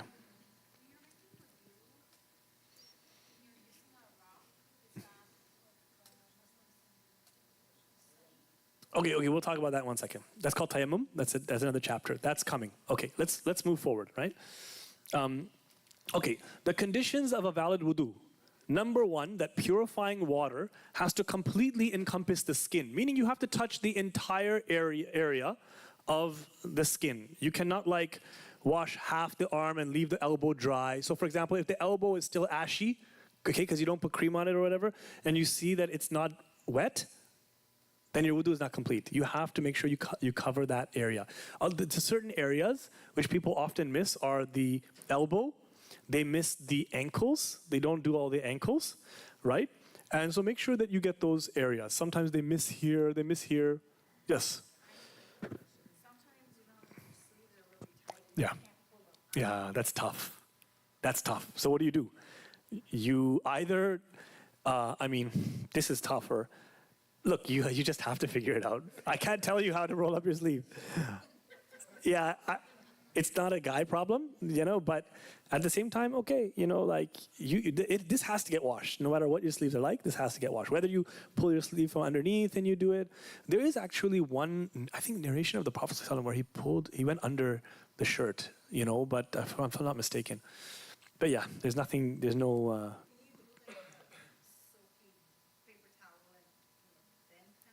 So you can go like this, wash, and then you can take your hand and wipe the rest of it with the same water. You can go like this. But yeah, there's no way you can do it. Nope. No. It has to be at least the moisture of that has to spread, and you have to spread it, okay? Inshallah. Yes? So this might be technical, but for you have to do it once. But if you're trying to complete the sunnah, if you didn't completely wash it the second or third time, do you not get the full reward of the sunnah? This is technically speaking, the 3 times means 3 full times. However, imagine if you kept on doing half and then half and then half, and you did it because it would become obsessive. So also don't become too, because OCD people may develop OCD, like, oh, you just keep doing it. So 3 times, generally do it. You'll get it in 3 times. Don't worry about it. Does that make sense? Okay. Yeah, let's keep going. Okay. So all of the skin must be covered. Now let's see if there is a place that talks about nail polish here. Aha, nail polish is coming. And number 2, the removal of anything that blocks water from reaching the surface of the skin. So meaning if you have anything that is blocking the skin, the water from touching the skin. What are some examples? We'll talk about a Band-Aid in a second. But for example, nail polish is included in this. No, lotion, no. Lotion is okay. Yeah, but we don't get that technical that we're talking about the microscopic thing. It's once, because visibly the water is touching the skin. So if you put lotion on, and then a little while later you make wudu and it feels slippery, that's okay. This is forgiven, right? But I'm talking about something that creates a complete perceptive barrier. So nail polish is one thing. Paint, let's say you're painting, and a bunch of paint gets on your skin. You're supposed to remove that. The scholars say unless your job is a painter, and it's very difficult to get away from the flecks of the paint because the person's career is a painter, okay? So in this case, if it's a little, it might be forgiven, okay? Also, because it's actually very difficult to keep removing paint from your body and you're using harmful chemicals to do that. So, but if it's just one-off, you don't paint often, you just paint, then you should remove the paint specks. What else?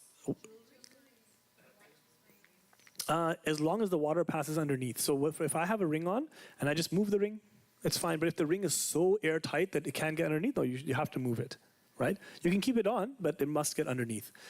Sometimes as well, like fish scales or some other things might block it. Waterproof mascara, okay? If you're using makeup that is advertised as waterproof, thick makeup, wedding makeup, okay? You're naturally the wudu. So now what do you do if you're a bride? What do you do? Because you started putting the makeup from Fajr, and you have to go until the, what's that? You keep your, if you're conscious, you keep your wudu. It's very difficult. What's that?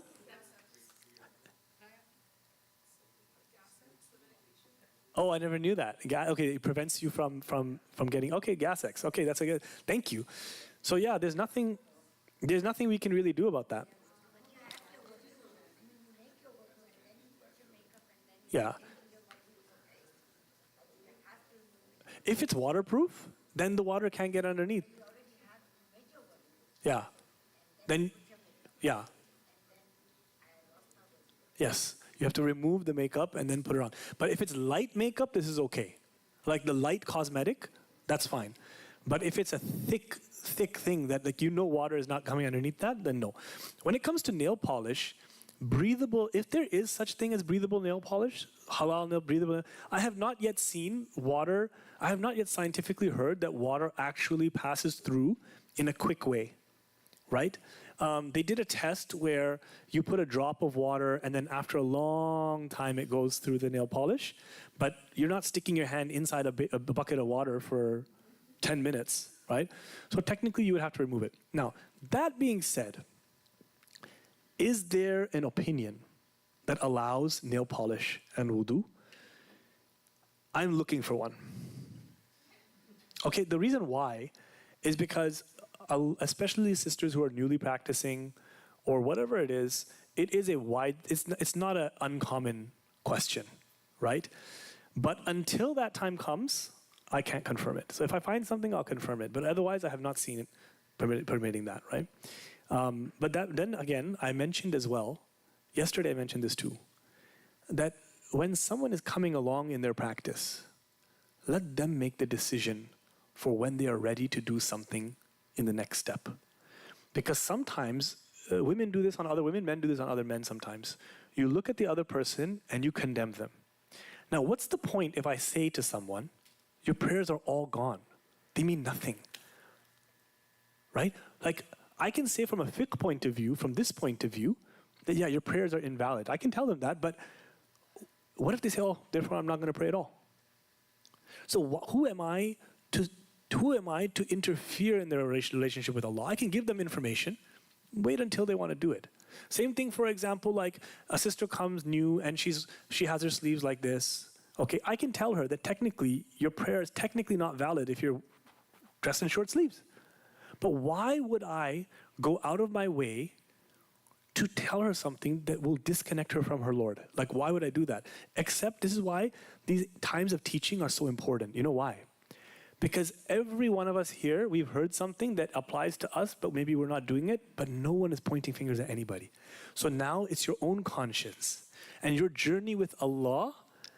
Oh Allah, okay, I'm ready now to do this. Okay, Allah, I'm ready now to do this.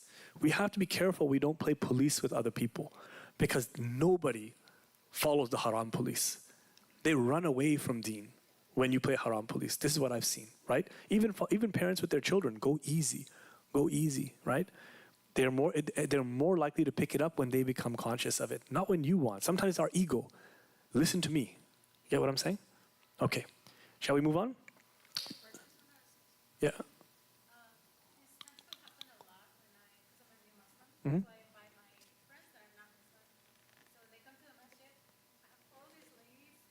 I know. They go so much that I feel so bad, but I tell her ahead in advance, like, you might get people tell you that this and that, something personal. Yeah. You don't know, they're trying to give you good advice, but just so you know. But Yeah. it happens in every masjid. It happens so much.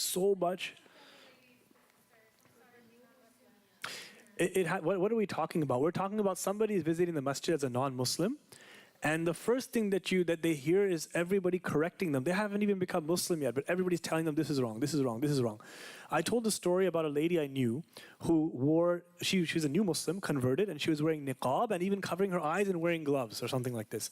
And somebody came and said to her, hey, your wrist like this is not supposed to show. And you know what she did?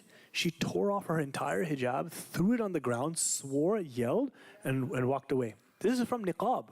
Took the entire thing off.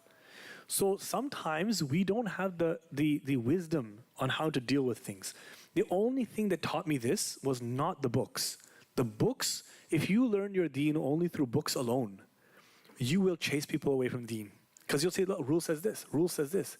The Rasul ﷺ, he wasn't a textbook, he was an example. And he drew people into practice through his love, through mercy, through lots of patience. And you'll find that is the way to do things. So the rules I'm giving you, don't go and start beating people over the head with it. You only learn this when you become a parent. And then you realize everything you teach everybody, your own kids are not going to pick it up the same way. Then you start saying, okay, I'll adjust, I'll adjust. You get what I'm saying? So let's be merciful on others as though we're merciful on our children. Okay. And the condition of wudu is that you have to end any state that contradicts wudu. Such as like if you have urine coming out of your private part, obviously you can't be making wudu at the same time. Okay? So you have to wait until that urine stops dripping and then you make wudu. Okay. Okay, that's a technicality. Okay. I'm sorry? The bride on the wedding day has to take Gas X and make sure she doesn't break her wudu.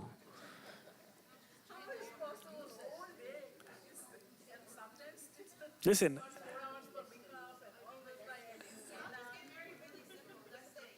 So this is the thing, guys. We often make ourselves.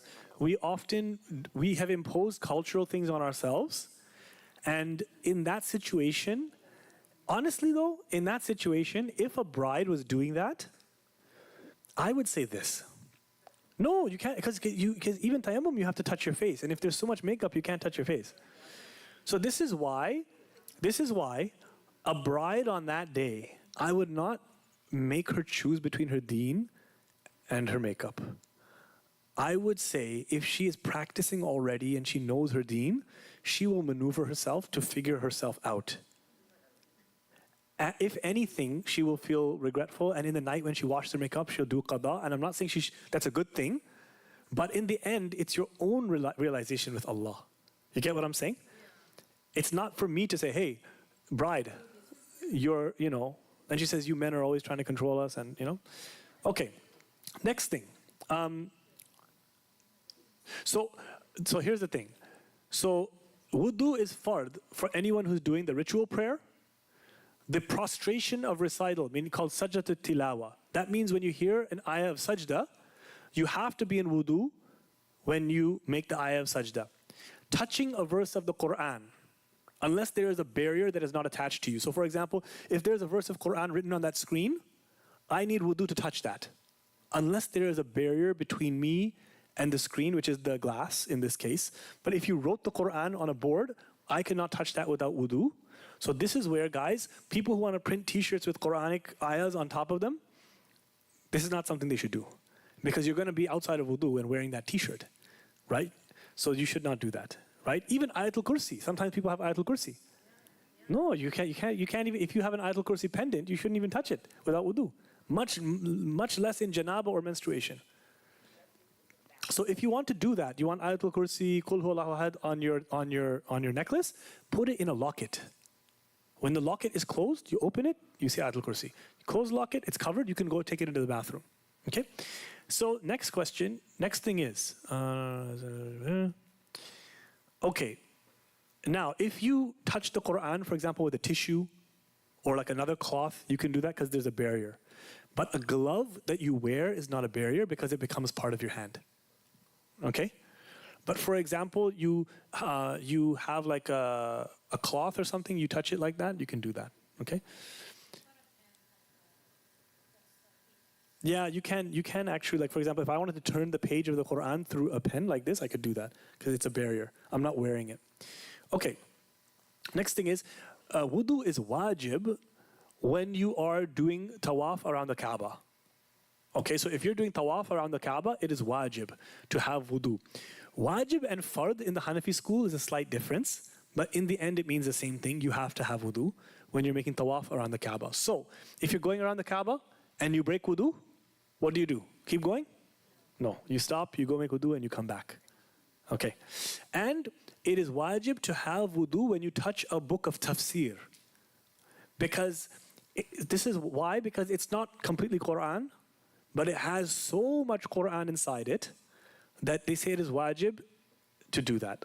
Okay? To touch the book of tafsir specifically, because it contains the Quran. However, there are also other details to this. Students of knowledge and stuff like that, they might have special exceptions if they're handling it all the time and it becomes difficult, and if the words are more than the Quranic text and you're not touching the actual areas of the Quran. So there's different opinions about it, and Allah knows best. Yeah, you don't have to have wudu to touch any other religious book, like hadith or dua book. You don't need to. But if there is a Quranic ayah on the actual paper, then you don't touch the ayah itself. So many times, for example, I'm writing my khutbah and I wrote a Quranic ayah and I don't have wudu. And then I'm writing English notes, so I just cannot touch the Quranic ayah on my own paper. I just write it with a pen and I avoid touching that spot. Does that make sense? No, I'm not in wudu because it's a pen, it's separate. You get what I'm saying? So you can write it, but you don't touch the same ayah unless you have wudu. Okay, let's keep going. When is it recommended to make wudu? But it's not fard, but it's recommended. Number one, before you touch a book of fiqh or the like, meaning religious books, it is actually mandub, mustahab, to make wudu before you touch religious books. Is it wajib? Is it fard to do that? No. So this is where it becomes, especially if you don't often touch religious books, then you should make wudu. But if you're a student of knowledge and it's going to be hard to stay in wudu all the time because you're studying books, then you don't have to do it. Make sense? Okay, next one. Number two, it is recommended to renew one's wudu for every prayer. But do you have to do it? No. Number three, it is recommended to avoid disagreement between the schools of thought, scholars.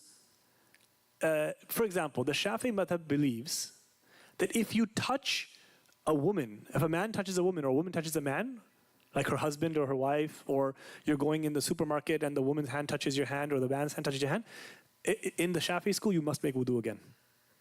The touch, just the touch, breaks wudu. The Hanafis say no, the touch does not break wudu. Okay?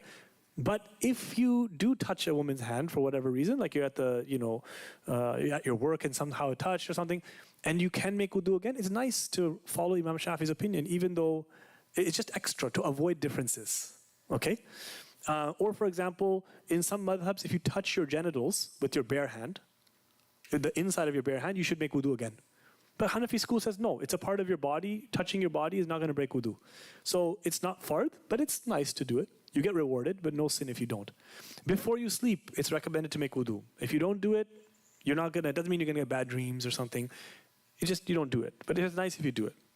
Number 5, after you wake up from sleep, this is good. You make wudu first thing in the morning, this is good. After every sin, you backbit somebody, you make wudu. You look at somebody of the opposite gender in a haram way, you make wudu. It's good to do this because your sins fall off, right? Unless you steal something, you have to return it, okay? And unless you hurt somebody else, you must apologize to them and get their forgiveness. Now, number 7, after laughing aloud outside of prayer. So, subhanAllah, even after laughing, the ulama used to consider that you have distracted your heart from Allah. Like if you're laughing at jokes, we mean like you're watching Comedy Central or something, ha ha ha ha ha ha ha ha. And even though it's not a sinful thing to laugh, the Prophet laughed, but they felt that, you have kind of got into ghafla, or you've got into a little bit of heedlessness. It's nice to make wudu to put yourself back into a spiritual state, right? Like you watch a movie, watch a normal average movie. You've probably seen like 100 haram things now, even if you fast forward the bad parts. So you don't feel you're in a spiritual state. This is what they say, it's nice, make wudu again, go back to your spiritual state, right? There are some people who stay in wudu all the time, and actually they'll notice a lot of blessings in their life, right? Okay, next. How are we doing for time? Yeah, 15 minutes? Okay, that means 10 minutes. Ibrahim?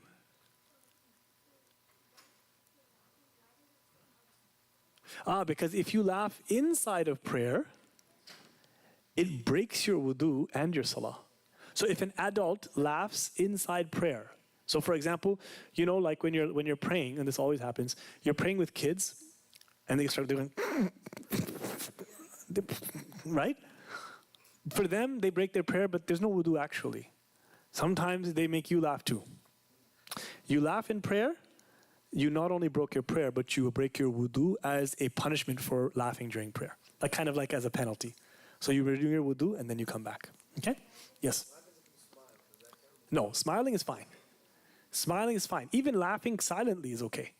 So now this is another problem that happens. Some people get OCD, laughing OCD. Okay? They keep thinking, I went like this and I laughed. No, I have to now. Or like I started to make a noise like, no, we're talking about you laugh out loud so your neighbor can hear you, okay? Laughing OCD, no such thing. Keep praying if you think you laughed in that case, yes?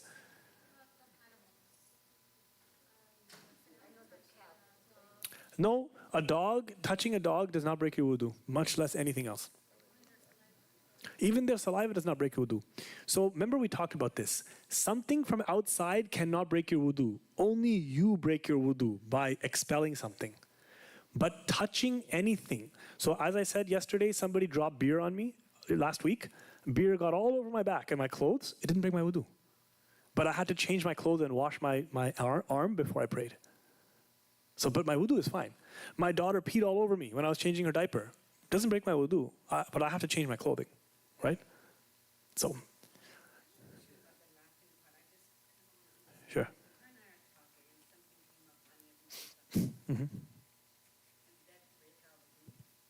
No, guys, this is what I'm talking about. We're in the chapter of when it's recommended to make wudu. And the point is, when you heedlessly laugh about dunyawi things, it's nice to make wudu again, but it's not right. So make sure we know that. Thank you for checking that. Okay, so when is wudu nullified? Look, there's only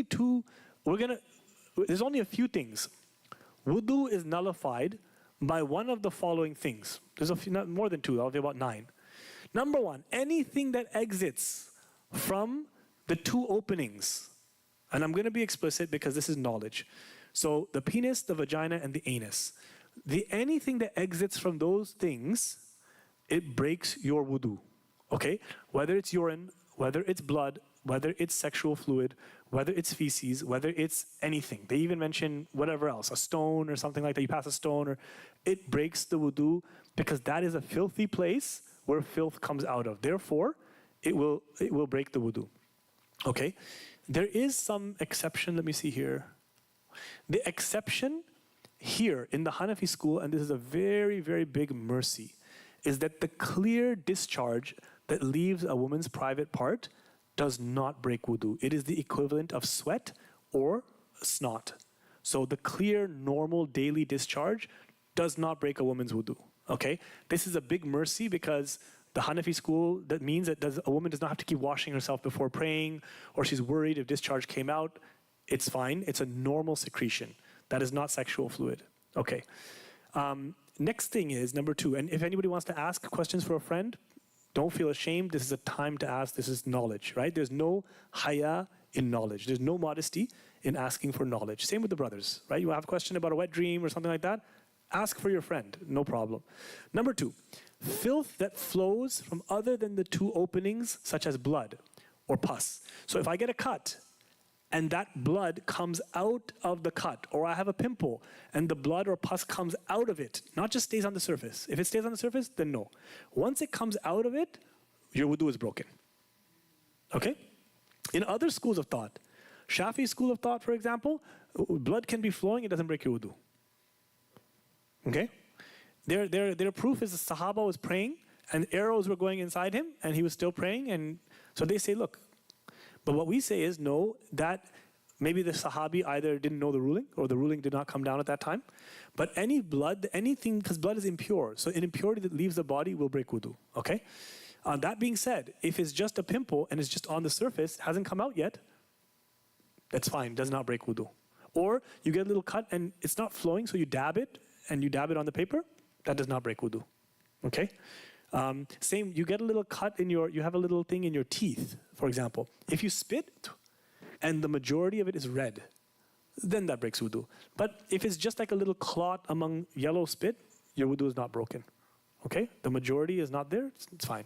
And don't check. Don't keep going, don't do that. If your gums are bleeding, rinse it, wait a couple seconds, and then just move on. Because otherwise people get an OCD of spitting and spitting and spitting and, yes.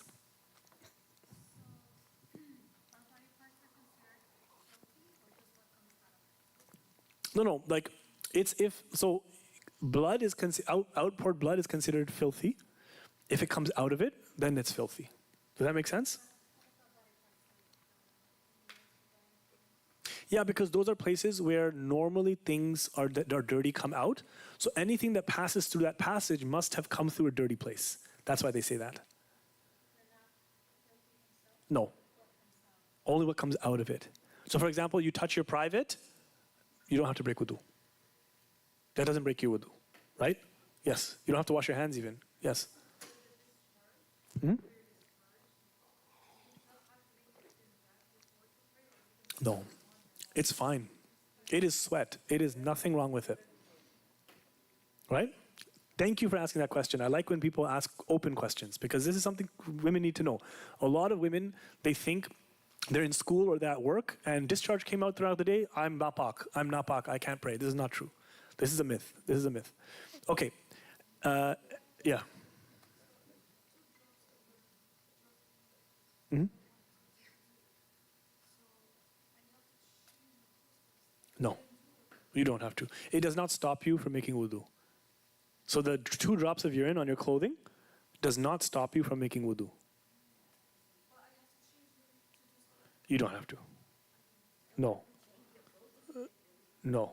Only if it's beyond a certain amount. And we're going to talk about this when that comes. So people get this wrong as well. So many people, I've said, hey, let's go pray. And they say, I'm napak. And unless you're in janaba and you didn't take a shower, that's different. But they often mean that a drop of urine came in my clothes, or I went to work and I didn't use water. This is a big myth that I have to wash myself before I pray. Only if the amount of impurity on your body is bigger than this area. So that means even if you went to the mall and you used the toilet and you could not use water, you still have to pray. A lot of people miss their prayers because in culture, we have become so trained to use water that we think without water, we can't pray. This is not true. Sahaba were using stones and wiping. Can you imagine wiping number 2 with a stone and then praying? Do you think you're clean? You're not clean. You're just reduced, right? You don't have to. This is why it's a big myth that sometimes it's good to be pious and do the best thing, but when you make that the minimum, people miss their prayers, okay? What's another thing that breaks wudu? Vomiting a mouthful or more. Vomiting a mouthful or more. If a little bit of reflux comes up, does not break your wudu. Little bit of regurgitation does not break your wudu. How do you know if it's more than a mouthful? Did you measure it? No. What it means is, it's so much that you couldn't keep it back. Then you break your wudu. Anything less than that, you did not break your wudu, okay? Islam is so easy, we make it difficult. Okay, actually, you know who makes it difficult? I'm going to be honest. Sometimes the scholars make it difficult. They do. And I'll tell you this. You know why they do this sometimes? Because their level of practice is here. And they forget that they're talking to people whose level of practice is coming up. So they this is why it's very important. Take your knowledge from a scholar who knows how to mix with the people. Dr. Siddiqui is a good example of that. A very good example of that, right? In many things, but not in everything. In many things, Hanafi is easier. In some things, it's not as easy. Okay? For example, we don't eat lobster, What's that? Hanafis don't eat lobster. I mean, I would still eat lobster if somebody gave me lobster. But what's that? You do, but you're following a different madhab when you're doing that. So I'm just saying, it's not Hanafi is always easier in everything. It's in between the madhabs. There's a lot of difference of opinion. And so there's ease in some things, but I just want to move on for a second till we finish this. Number 4, sleeping in such a way that the buttocks are not firmly planted, such as lying down on the side or leaning on the back. So if you are sleeping in such a way that it is easy to pass gas while you sleep, you break your wudu. The only time sleep does not break wudu is if you are sitting firmly on a chair or firmly on the ground and your buttocks are firmly planted, because it's impossible it's very difficult to pass gas if you're firmly seated. Don't try this out right now, but try it at home. Okay? No, even if you don't, because you're sleeping. So let's say I'm on a train or a plane. Let's say I'm on a plane, and I fall asleep like this. Right? I fall asleep. When I wake up, I have my wudu. Because I couldn't have passed gas. But if I went like this, no. Right? No. But but this is what I'm saying. When you sleep, you pass gas. This is why sleep breaks your wudu, because it's assumed you pass gas. So as soon as you lie down and you sleep, your wudu is broken. And what kind of sleep do I mean? So deep sleep that you can no longer hear people anymore. But if it's like you're just nodding off, but you're still hearing, like, for example, you're hearing talking and then you're hearing na na na na na na la na na na na, you're like, that's not sleep. Just going like this, that's not sleep. Sleep is like deep sleep. Okay, but if you're sitting down the entire time, you still have wudu. Whether your back is on something or not doesn't matter. It's if you're firmly planted. But if you tip over, then no. Like if you go to your side. Okay. Loss of consciousness, may Allah protect us, that breaks your wudu. Insanity, somebody loses their mind, okay? Or they have some type of, some type of split personality where they lose their sanity, some type of bipolar episode where they're completely out of their mind, they break wudu. They have to make wudu again. Drunkenness, God forbid, you break wudu. Laughing aloud while you're performing the prayer for an adult breaks wudu. And contact between an erect penis and a vagina. So even if there is not penetration, once the two private parts meet in a sexual way, even if they just touch, wudu is broken. And if there's penetration, then ghusl is broken. Okay? Next thing, but someone, anyways, touching your own body does not break your wudu. Okay? Now, let me see. I think we're going to have to go now. Yes, we're going to have to go. I know. Are you ready to give adhan?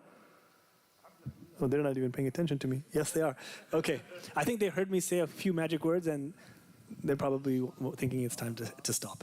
So inshallah, we really have to pick up the pace. Please try to be here from 7 p.m. tomorrow so we can get through this. We still have to talk about salah. Okay? See you tomorrow inshallah. Assalamu alaikum, and come up and ask your questions if you want, now or after salah.